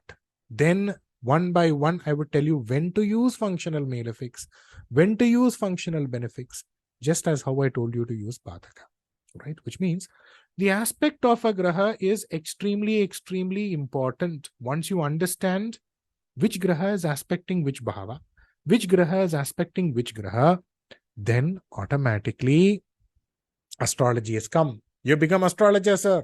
You become number 1 astrologer. That's it, right? Again, let's look into this horoscope again. Shani, the 5th Bhava Lord, is in the 5th. Right? So where will he be? He will be in his own place. Right? The 9th Bhava Lord is in its own house in Tularish. So you know what has happened? The 5th Bhava is strong. The 9th Bhava is strong. So automatically he has built, the place where he is working itself, he has built a temple. Right? So this is how, one by one you start predicting. Next week, we would start with Sun in the Lagna Bhava, Moon in the Lagna Bhava. It will be like, super strong, super, super, super interesting. But the concept here, you should immediately understand, why am I telling that? See, next week when I'm telling you everything, next week you are going to take notes. The notes that you use next week, immediately you should start predicting. And the moment you start predicting, I'm not even telling you wait 2 months, 3 months. Whatever you are learning this month, you have to predict. You have to, the moment you start predicting itself, people would first do one namaskaram and they would say, Guruji, Samiji, Ji, some Ji will come from their mouth. With that only you should come with the next month, which means this month, if you're not able to predict with me, that means I'm doing something wrong, right? Or you're doing something wrong. Maybe you're sleeping in the class. Or maybe I'm doing something wrong. I'm not your teacher. Go to somebody else. This month you have to earn and you have to come to me. And you have to remit the fees next month. That is how it should be. Sir, I don't know. I sit with your wife. Sit with your uncle. Sit with your father. Whatever points I'm telling, take his horoscope and predict. If it is right, then you tell them, whatever money you want to give. This is the way you should proceed with astrology from now on, which means every month you should earn and you should come to me. Right? So with this, we have come to the end of today's session. How was today's session? Any one of you? How was it? Good? Great?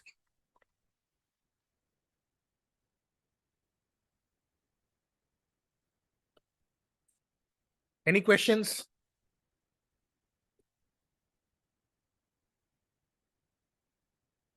Okay. First of all, thank you all for your time. Make the best use of the knowledge which is being shared. And tomorrow, ideally, we would be going about with the session on, there are 2 more sessions pending on the pearls of the Jyotisha. I would be completing that. And tomorrow, probably at 7 o'clock, you would be having those sessions and the session. And I would intimate you on that shortly. Let me check if there are any messages. Excellent. Thank you. Yeah, thank you. Thank you, Aya. Wishing you all, thank you all of you. Wishing you all a great week ahead. We will meet positively tomorrow. Thank you.